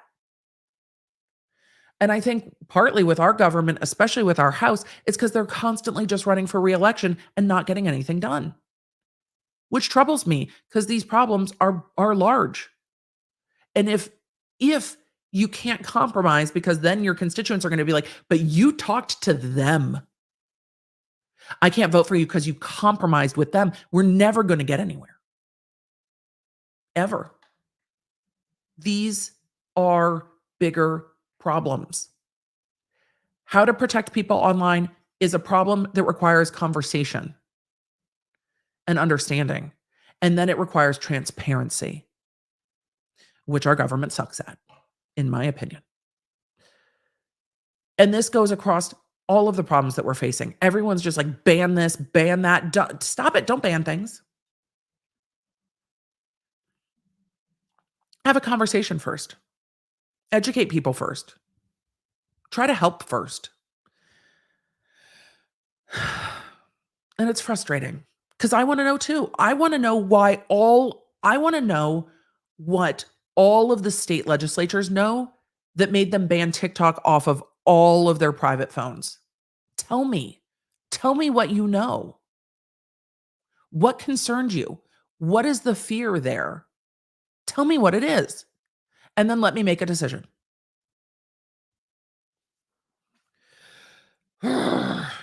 And then educate our children to make these decisions for themselves and realize that teens are going to make bad choices. And so it is our job to help guide them. It's very hard.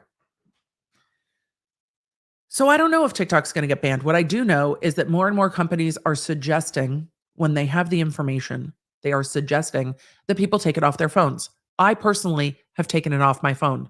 I want to know more. I don't know where to find all that information. And I'm a pretty good researcher. And I'm willing to go find the information and share with all of you. But it's hard to find information that is not just truly propaganda. That is, this side wants this and this side wants this. I don't want you to try to scare me. I want you to just tell me what's happening. And if I get scared, that's on me and I have to process that information. But stop trying to scare me so you can get your way. I do not cede to threats of TikTok's going to do this. Oh, just tell me what you're worried about. So TikTok has now been suggested to be removed from all of those in BBC News, and Montana has banned TikTok. So we're going to take a look at Montana's, TikTok ban. I don't know. Montana is not one of the most populous states of the U.S. I've not been to Montana. I would like to go to Montana. So let's take a look at this coming from the BBC. Patty Dane mom Carla said, talk to and with us, not at us. That's exactly what it is. Have a conversation. Have a conversation. Kelly said, as a high school teacher, I can fully attest to the fact that teens make dumb decisions, but most are okay if you explain things to them like a human being. It's not hard. Exactly. They're supposed to make mistakes. They're supposed to make mistakes. They're teens. Their brains are still developing. We have to let them make mistakes. And then we have to not excoriate them for those and impact them for the rest of their life when they do make mistakes. I don't know. Transparency is always better, I think. The answer is not banning TikTok. It's holding TikTok to the existing laws of the land. If we need new laws, then we need new laws, but you can't just ban TikTok. I think that, and that's the thing, that takes more work, right? I feel it is more about controlling the media we consume to cover up what they don't want us to see. That is a huge concern of mine as well, Jen. Thank you for putting it so well. The Ohio train wreck, we wouldn't have seen that without TikTok. They don't like us actually connecting. Jen, what you're touching on here in your very thoughtful and astute comment is that when people are able to actually connect and talk to each other, we are more powerful. When we're all at odds with each other and busy fighting with each other on Twitter or whatever, we're not treating each other with dignity, and we're not treating each other as humans, and we're not coming together to go, oh yeah, that is really fucked. But when we're able to share information and have a conversation with each other, does that challenge power structures? And how much does that challenge power structures? And is TikTok where the people who are going to challenge the power structure, which is going to be the next generations, it always is, how much are they coming together to bring attention to things? It's a very, very good point. It's a very good point. And I love that we can have these conversations about social media and speech and human and being able to connect with each other as humans. So, totally should go to Montana and then visit Northern Idaho. Yes. I haven't been to Idaho in ages. If signed into law, Montana's TikTok ban could come into effect in January. Montana has become the first U.S. state to pass legislation banning TikTok on personal devices.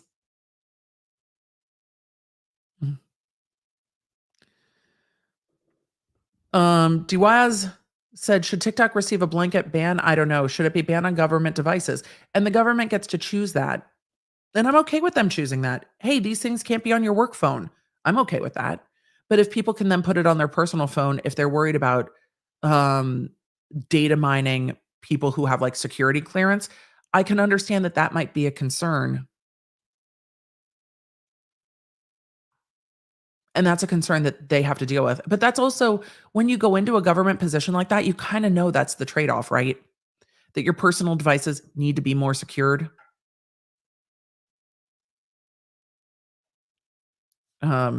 Sadie said it's like abstinence versus sex ed. Right. Educate people. Don't just sex is bad. No, that's not going to work. It's never going to work. It's also not true. Just tell people. So let's continue. Crystal, we're going to find out how they're enforcing that.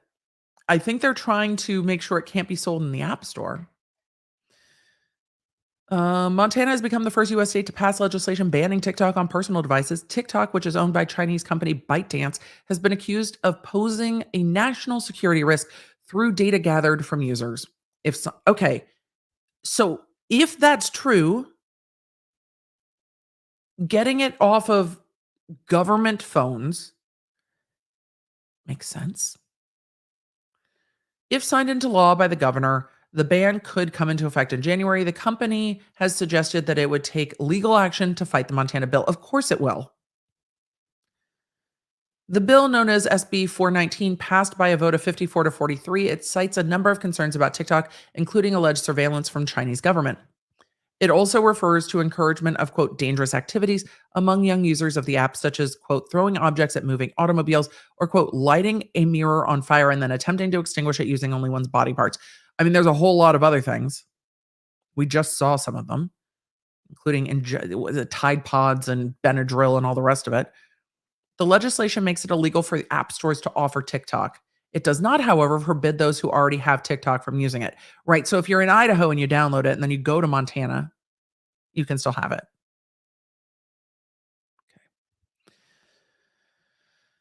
Violations of the bill would carry a penalty of up to $10,000. For who? Which would be enforced by Montana's Department of Justice. How?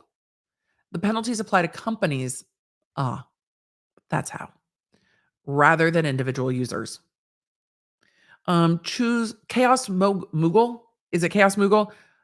But why they got to touch my VPN? Yeah, and then they're trying to get to the VPNs. And that worries me too. I wonder if these are the reasons they're trying to get to the VPNs, because then you can just pretend you're somewhere else and access it.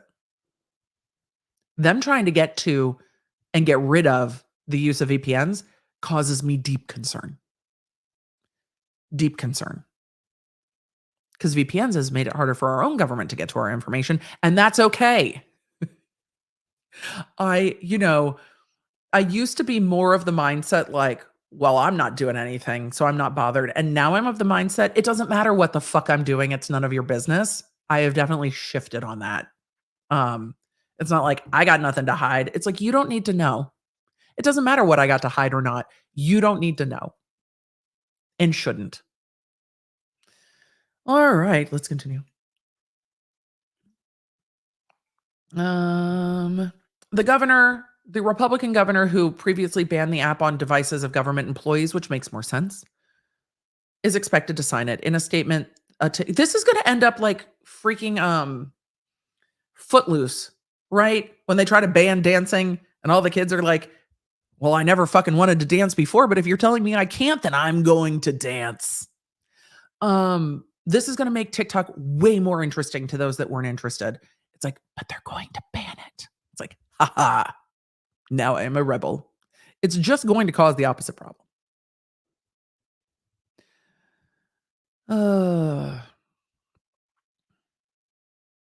In a statement, a TikTok spokesperson said that the bill's champions have admitted that they have no feasible plan for operationalizing this attempt to censor American voices, and that the bill's constitutionality will be decided by the courts. And that is the other thing. Isn't this, and yes, I use the dance analogy because it's TikTok, but isn't this government censorship of speech? Like, how do we get away from this being government censorship of speech? It's a speech platform. So if the government is banning it, isn't that like directly the government banning speech? Isn't it? Is it not? Am I wrong? Help me out. We will continue to fight for TikTok users and creators in Montana whose livelihoods and First Amendment rights are threatened by this egregious government overreach, the spokesperson said. And here's where I'm torn. I want our youth to be safe online. I want all of us to be safe online. I want me to be safe online. I want you to be safe online. I don't want you to be threatened, harassed, hacked, stalked, doxxed. I want online to be a safer place to be. But I don't know that this is the way to make that happen. I think when we start looking at rules about threats and cyber harassment, we're in a better direction than like, fuck it, ban it. I think that's a more concerning direction. And I think there's also room for, okay, well, if you're worried about TikTok's data, what does a VPN look like on your phone? Could that help prevent the data being blocked? Where is the ingenuity of somebody who's like, hey, I'm going to let you use TikTok, but I'm going to scramble the information that's getting sent back to them? Can't we do that? Why can't we do that? Does somebody do that? Why does that not exist then, if this is the worry? Aren't there other ways around the concern that's being promoted? And isn't teaching kids to navigate this digital world better than banning them from it? And in age-appropriate ways. Kids have had to learn how to navigate drug use. Kids have had to learn to navigate safety in classrooms that I can't even start to talk about because there is a rabbit hole there. Kids have had to learn to navigate things that we didn't have to navigate as children by talking to them.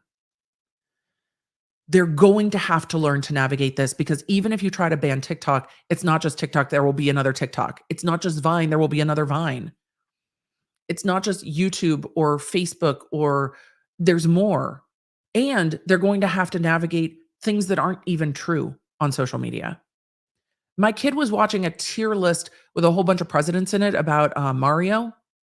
And he was like, this is president and president and president. And I'm like, those are all deep fakes. And then we have to have a conversation about the fact that it looks like that person and it sounds like that person, but that is not that person. So they are going to have to navigate a world that we didn't envision as kids outside of like movies. They actually have to navigate it. And their brains have to try to figure out what's real and what's not real, what's safe and what's not safe. The threats and the danger that are there are different, but we have to teach them how to do that. We can't just block it. Sheila H said we're going to have another prohibition. It kind of feels that way, right?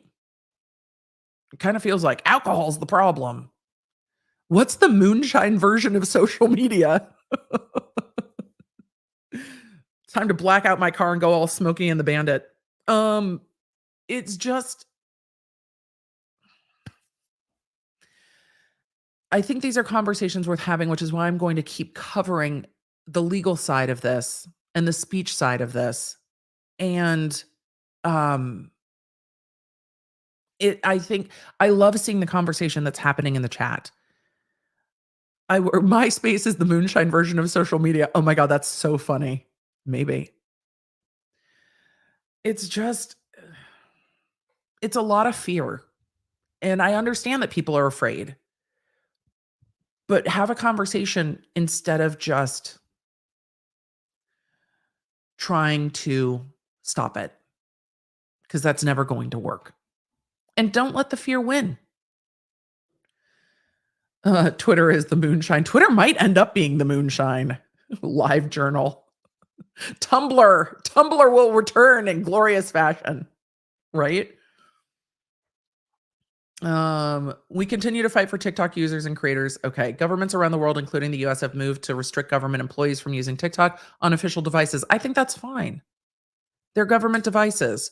I think they should lock down what's on government devices, but I don't think that should be limited to TikTok. I think that should be all social media because all of it farms data. In March, President Biden told ByteDance that the company faces a potential federal ban if it does not divest ownership in the app. Didn't we try to do this like 4 years ago? Maybe it wasn't that long ago. Was it 2020? And like the Ninth Circuit was like, excuse me, hey, how is this not a government ban on speech? Because Trump tried to do the exact same thing and get it purchased by Oracle, and then it all just fell apart. And the courts were like, excuse me, no, that's not what we're going to do. FBI Director Christopher Wray told a Senate panel in March that the app screams of potential security concerns. Can you tell me what the security concerns are, sir? He also added that authorities are not sure that we would see many of the outward signs of it happening if it was happening. So we are just, it's just there. It might be happening, but we can't tell if it's happening. So we have to just block it so it doesn't happen. Mhm. Industry groups have also criticized Montana's legislation as similar efforts to restrict access to the app. Carl Sasbo, vice president and general counsel of Net Choice, an industry group that includes TikTok, was quoted by the BBC's US partner CBS. I didn't know that CBS was the BBC's US partner, as saying the bill, quote, sets a dangerous precedent that the government can try to ban any business it doesn't like without a clear evidence of wrongdoing. And ban speech. It concerns me. I have concerns. ASL anyone remember AOL chat rooms? I fucking loved an AOL chat room. I started on like pre AOL chat rooms on CompuServe. Most of our parents don't know how to protect us from that. We did learn. God, I loved an AOL chat room. I guess my group texts feel like it now. Hogue, it's good to see you in the chat, friend. I absolutely hate bans, but there's a certain possibility that a piece of software is so dangerous to national security that prohibition would be justified. I just don't know if this is it. And I don't know if this is it in this way. But I can foresee that possibility. But I also understand taking it off of government phones with government employees. I get that. I don't know if banning TikTok is the thing. But it's good to see you, Hogue. I love your thoughts on this. I think conversations about it are what's needed. I don't have answers. Back to my 1-star review on my podcast. I have a lot of questions. Yes. Not a lot of answers. Also, yes. I don't know the answer to this. Here's my answer to this.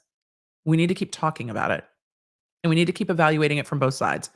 Like, what if this is such a concern that we need to do it? Here's what I worry about with social media. I get afraid to voice these things out loud. I'm going to do it anyway. And then we're going to get to questions. Actually, this is the beginning of questions. These are my thoughts. I worry that our future leaders, the youth of today, it's really hard to look at 14 and 15-year-olds and be like, I believe the children are our future, but these are our future leaders. I worry that what they are doing on apps like TikTok will be used against them when they become the leaders of industry and government.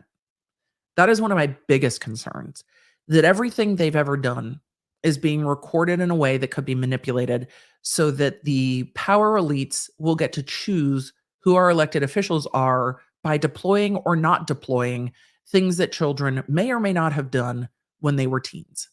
I worry about that deeply. There are lots of other things that I worry about. But when we're talking about social media, this is one of the concerns. How do you, if they are recording everything that they do, we've got some real big concerns about it. So those are some of the concerns. And I don't think more government involvement is necessarily the solution. I think that conversation is a beginning of the thing, and being mindful and us trying to think on what are all the things that could happen here. And that is one of them. And yes, this is not new, right? Like politicians being blackmailed for shit that they're doing and people that they're sleeping with that they shouldn't be and all the rest of it is not new. It's just getting easier to do. And it doesn't even have to be real, right? We covered the TikTok cheer mom who deep faked from her phone. Like we're talking about like a not tremendously tech sophisticated cheer mom who used an iPhone to deep fake her daughter's cheer competitor and send those deep fakes to the captains and coaches or whatever to get her daughter's competition kicked off the cheer squad because she deep faked the daughter drinking and doing other things that were against the rules of the team and not age appropriate. And it wasn't real. But did it to just cut at her competition. We know that people will do fucking unhinged things. But the fact that someone who is not technologically savvy can just do it on a phone is a problem. And that is being deployed in the context of what? Knocking out your high school cheer competition? Now, in Pennsylvania, the police were like, oh, no, fuck you. And they actually put the resources towards investigating it, and that person was arrested and prosecuted. I think I talked about that like a year ago. Rob, I'll send you the story. It was like a year ago. But it took the mother of the kid who was targeted in that harassment to look at the videos of what purports to be their child and believe their child when their child is like, "Mom, I swear that's not me. I swear that's not my video." Not all parents would have done that. Some parents might have been, "I see a video. How are you telling me it's not you? You're on video." But the parent in this case believed their child, which is needed, and said, "Okay, let's get to the bottom of this. It's not you. I believe you." I don't know if my parents would have believed me. If they were like, "But it's on video." But with technology changing, I'm so glad that the parent believed her daughter and was like, "Okay, it's on video and I believe you that that's not you. So let's go to the authorities and let's try to figure it out." And stood up for her child and fought. Not everyone would have. Not everyone understands how much technology has changed that this can happen on a phone. That deep fakes aren't just something that are happening in Star Wars movies and to presidents and to famous people, that this is something that's happening in our communities. And that law enforcement doesn't have good resources necessarily to go after it. So that's why I think the conversation is so important. Is so important. And that's where I worry about our kids growing up on video. And then the other things I worry about are what I talked about on Tuesday. It scares me because what we have to do to overcome, I think, all of this is trust each other as humans. And that is a hard thing to do. We have to have earnest conversations with one another. When somebody says, "That's not me," we have to investigate that. And we have to have conversations with each other. And we have to start with, "I want to believe you. Let's keep looking further." And we have to be able to ask those questions from a place of trust and not attack. And asking questions has to also not be banned or canceled. You have to say, "I want to believe you. Let's keep going." And we have to be able to keep going and have conversations and ask questions. And questions have to be allowed. Because what if you're not allowed to question the video? You have to be able to ask questions, even when it seems unpopular. All right, with all of that, let us get to some questions and some super chats before I have to go and get all. Look, it's so It's too much hair. So with all of that, I'm sorry to have more questions than answers. We've had some real deep talks this week. Tomorrow, food court. Oh, and follow up. Tomorrow we're also going to follow up on whatever happens with BitBoy Crypto. I'm sure that Runkle and Rob and Hogue and everybody will keep an eye on social media too. We're just going to see. So Hogue said, right. The issue right now is that questions is read as blaming the victim or similar. We need to defend critical thinking first and foremost. And I think there is room to defend critical thinking and protect people who have been wronged and still ask questions. But the internet is not always a place for nuance, but we have to have conversations. The problem is so many people do just blame, and there is a difference between questions and blaming, and it doesn't always feel that way. And that's a topic for another day. Absolutely a topic for another day. Let's see. Question Snow White in the chat. Let me see. I saw this. Let me see if I can grab it. Oh wait, I was gonna get to I have questions, you have questions, we have questions. Hold on. Let me roll our questions bumper and then come back, and then we'll do poll results in just a minute. I'm trying to do 7 things at once and my brain has stopped.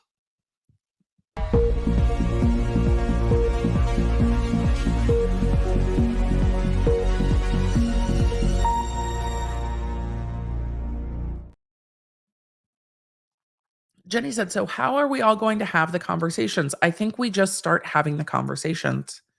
And there's a lot of content creators that just have conversations. And sometimes I see people going, oh, this person talked to that person and that's a problem.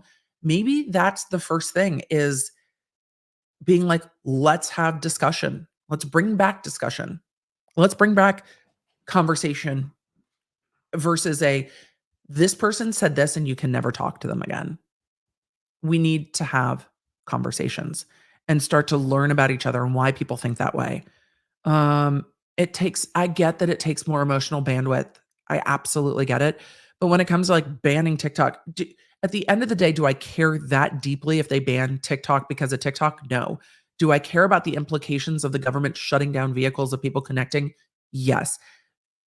Do I, as a YouTube creator, is part of me like, kill the short video? I don't want to have to do it anymore. Maybe. But it's much easier to joke about. It's much more concerning when it's like, but what if it's then Twitter? And they're like, no, you can't be on Twitter anymore. What if it's then, which is where a lot of people get their news, when we start separating people and isolating the way they can have conversations, I feel like we're just ending up at the Hunger Games or something. Soph H said, he's a grown man. I thought it was just some kid. I think that's about BitBoy Crypto. BitBoy Crypto seems to be a whole ass adult. I don't know who that is. Emily Outdoor says, I feel like this guy probably idolizes Justin. I don't know who that is. So stay hydrated. Take a sip of water every time Ben Armstrong says bro. Legalese is hard. We need like Al Woods being like, what? Like legalese is hard? What? Like it's hard? That would be funny. This is nonsense. I need to break up this awful week. Thank you. It is. I love a little bit of nonsense because the rest of the topics we've talked about this week are difficult and thought-provoking and hard. But I think the more brains that are thinking about it, the better.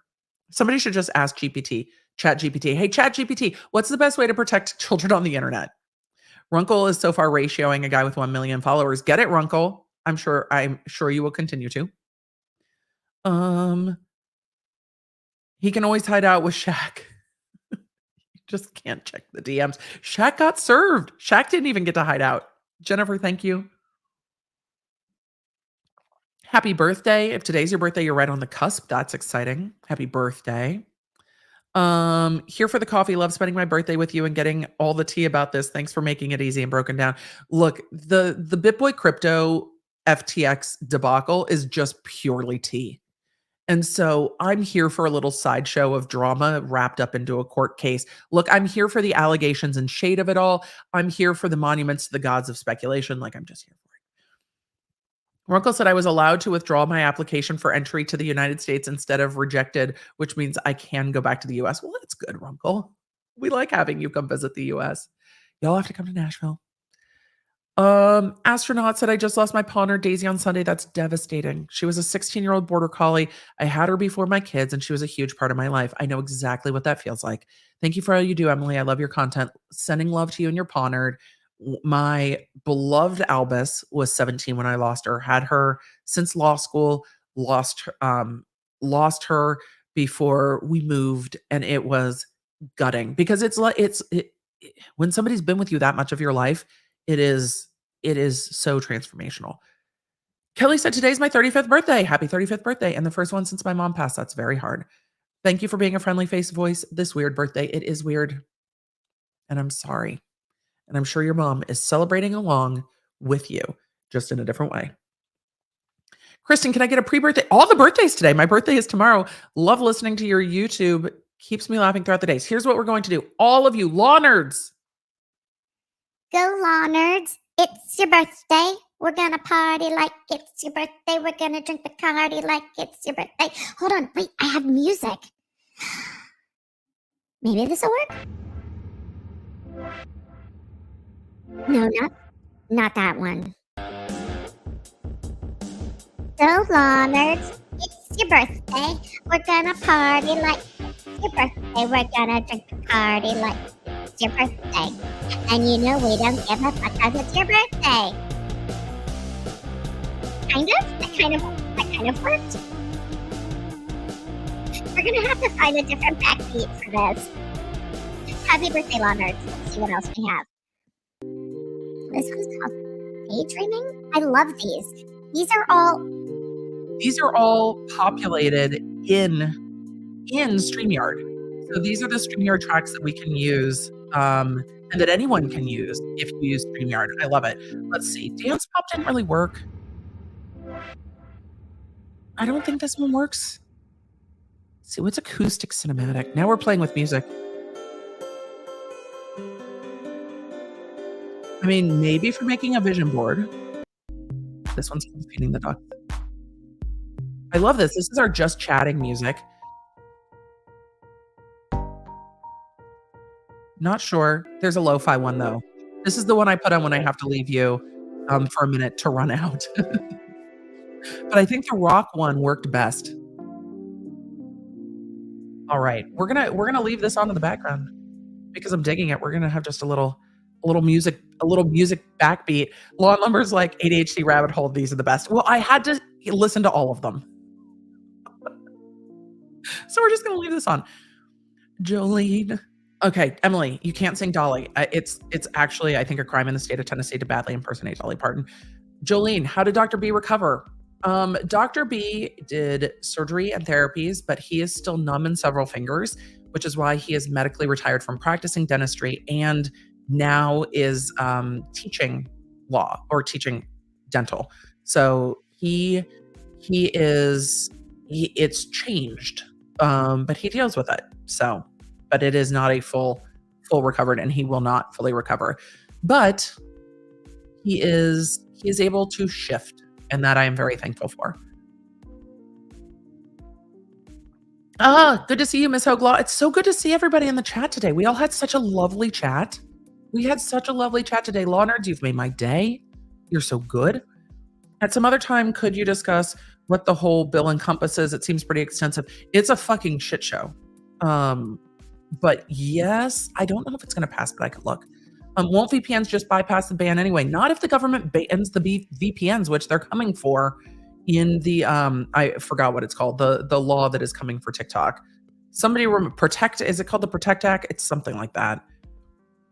Didn't get my super chat a few streams back. I'm sorry. Just wanted to say thank you for giving me something to hyperfixate on during my maternity leave. Well, Brandy, you are welcome. There's plenty of this on the channel. Yes, the Restrict Act. That's right. It really is trying to restrict, but it's also trying to give the government access to our data, which the TikTok ban bans VPNs, cryptography. Here we go. Israel's got a better rundown. Circumventions of communications restrictions with certain countries, not specific applications. It's the extension of the Patriot Act, TikTok in the US. It is a concerning extension. The issue is not what is being harvested.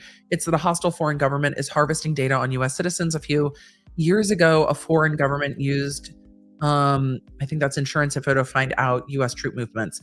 And that is Texas, that is that is part of it. And I understand that. It's where are the boundaries of that? And does the threat rise to the level of the restriction? So that's where my concerns are, because so far I don't know enough, and I'm not a cyber specialist. I don't know enough to know if this is the only possibility for this. I don't know. Even if it's banned without further legislation, there will just be another one that could be even worse. It is just whack-a-mole. It will become whack-a-mole at some point. Phoenix Night Rose says the whole "because I said so" response doesn't fly anymore. Agreed. Tell me your solid reasoning behind your reasoning. Heaven forbid we should have an informed population regardless of what country we're from. I think more information is always better. Tommy said, I work for the state of Texas and we can't have it on work phones or any device we access with work logins. We can't even have it on personal devices if they connect to the state internet. I don't have it anyway. And that makes sense, because if one person can get in, if you can get into the state internet, you can get into all the things. I can understand the reasoning behind that when it comes to state employees. Snow White, let's see. Question, EDB, if I missed it, can you please tell me what you advise someone being harassed on YouTube and the lag to YouTube's response? Snow White, if you want to send me an email, my email is public. Send me an email with question from chat, like in the subject line, so we can grab it. The platforms are woefully slow. The first thing I do is protect yourself first.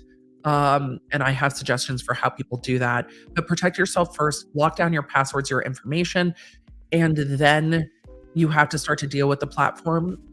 Renee Ritchie is the liaison with YouTube, and I can ask and see if he has some additional resources. You can also ask him on Twitter what resources they have, but there are policies against it. It can just be very difficult to work with the platform. So with online harassment, protect yourself first, lock your shit down first, and then go from there, because the platform is not going to give the solutions quickly.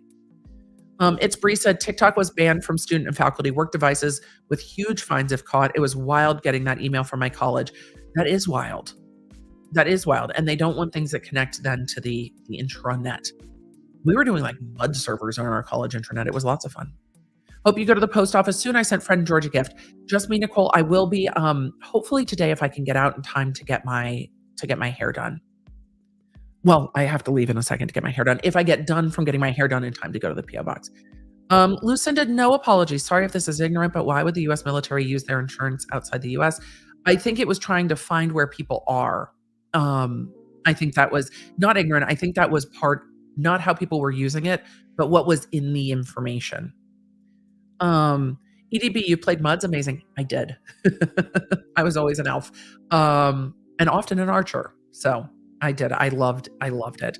Who remembers Napster and LimeWire? I do. Those were my law school years, and I infected my computer more than once with LimeWire. And then I was like, fuck it, I'm not doing this anymore. I miss Muds. Don't make me live my online role-playing days. I miss Muds. I miss it. Can we go back to simpler times? So with all of that, are we discussing Kohberger today? We did. We discussed it earlier on with the TikTok defamation suit, the Idaho University TikTok defamation suit. So we did do that earlier, which is why Kohberger is in the thumbnail. Y'all, with all of that, wait, there are still active Muds though? There are? I didn't know that. I don't have time. Emily, I don't have time. You know why? Because there's a new Zelda game coming out in May. I cannot wait. When I disappear in May, it's for Dave Matthews concerts, but I will also be playing Zelda. What I need to figure out, because now I'm an influencer, here's what I need to figure out. How do I get on the PR list for Nintendo? I am so excited for new Switch games. I can't even tell you. I'm so ready for Zelda. I am so fucking ready for new Zelda. I am so ready. I know a new Pokemon came out. I need to finish Breath of the Wild. I need to go back. I think I'll do that today. Where's my Switch? It's over there. Okay. I'm going to go get my hair done. Tomorrow is Food Court Friday. And if you want to be the first to know about all the things, lawnerdalert.com. We have some very exciting things. Our mods know the secrets. We have some very exciting things coming your way. And I will keep you up to speed. Y'all tag me if shit goes down on Twitter. I won't see it while I'm getting my hair done. And I appreciate you, Law Nerds, for having the hard and needed conversations and understanding that sometimes asking the questions matters. Oh, fuck yeah, Cookie Wars tomorrow. I don't even know how to make a thumbnail for that, but we're going to figure it out. We're getting into Cookie Wars and more. So with all of that, thank you. Raise literacy. Look, some people are going to make choices we don't agree with. If they're told, then sometimes consequences are rough. But if you tell people you can't, lead a horse to water, there's only so much you can do. And people deserve the freedom to make bad choices. As long as those bad choices don't harm others. And that's a whole separate conversation, is where is the boundaries of that, right? I get into if you're going to do it to yourself, like, I'm not going to tell you what to do. All right. With all of it, y'all, I can't wait to see you tomorrow. I appreciate you. I love that we've kept our little music vibe going. Let me know what you think of it. Replay crew, if you made it this far, huge love to you. And I will see you all tomorrow for Friday Food Court. Bye. You can find all the Law Nerd goodies at lawnerdshop.com. Connect with me on social media at the Emily D. Baker. And don't forget to check out my podcasts, The Emily Show, and the new podcast, Quick Bits, summarizing everything I talk about on my Tuesday and Thursday live streams. You know, when you only have time for just the quick bits.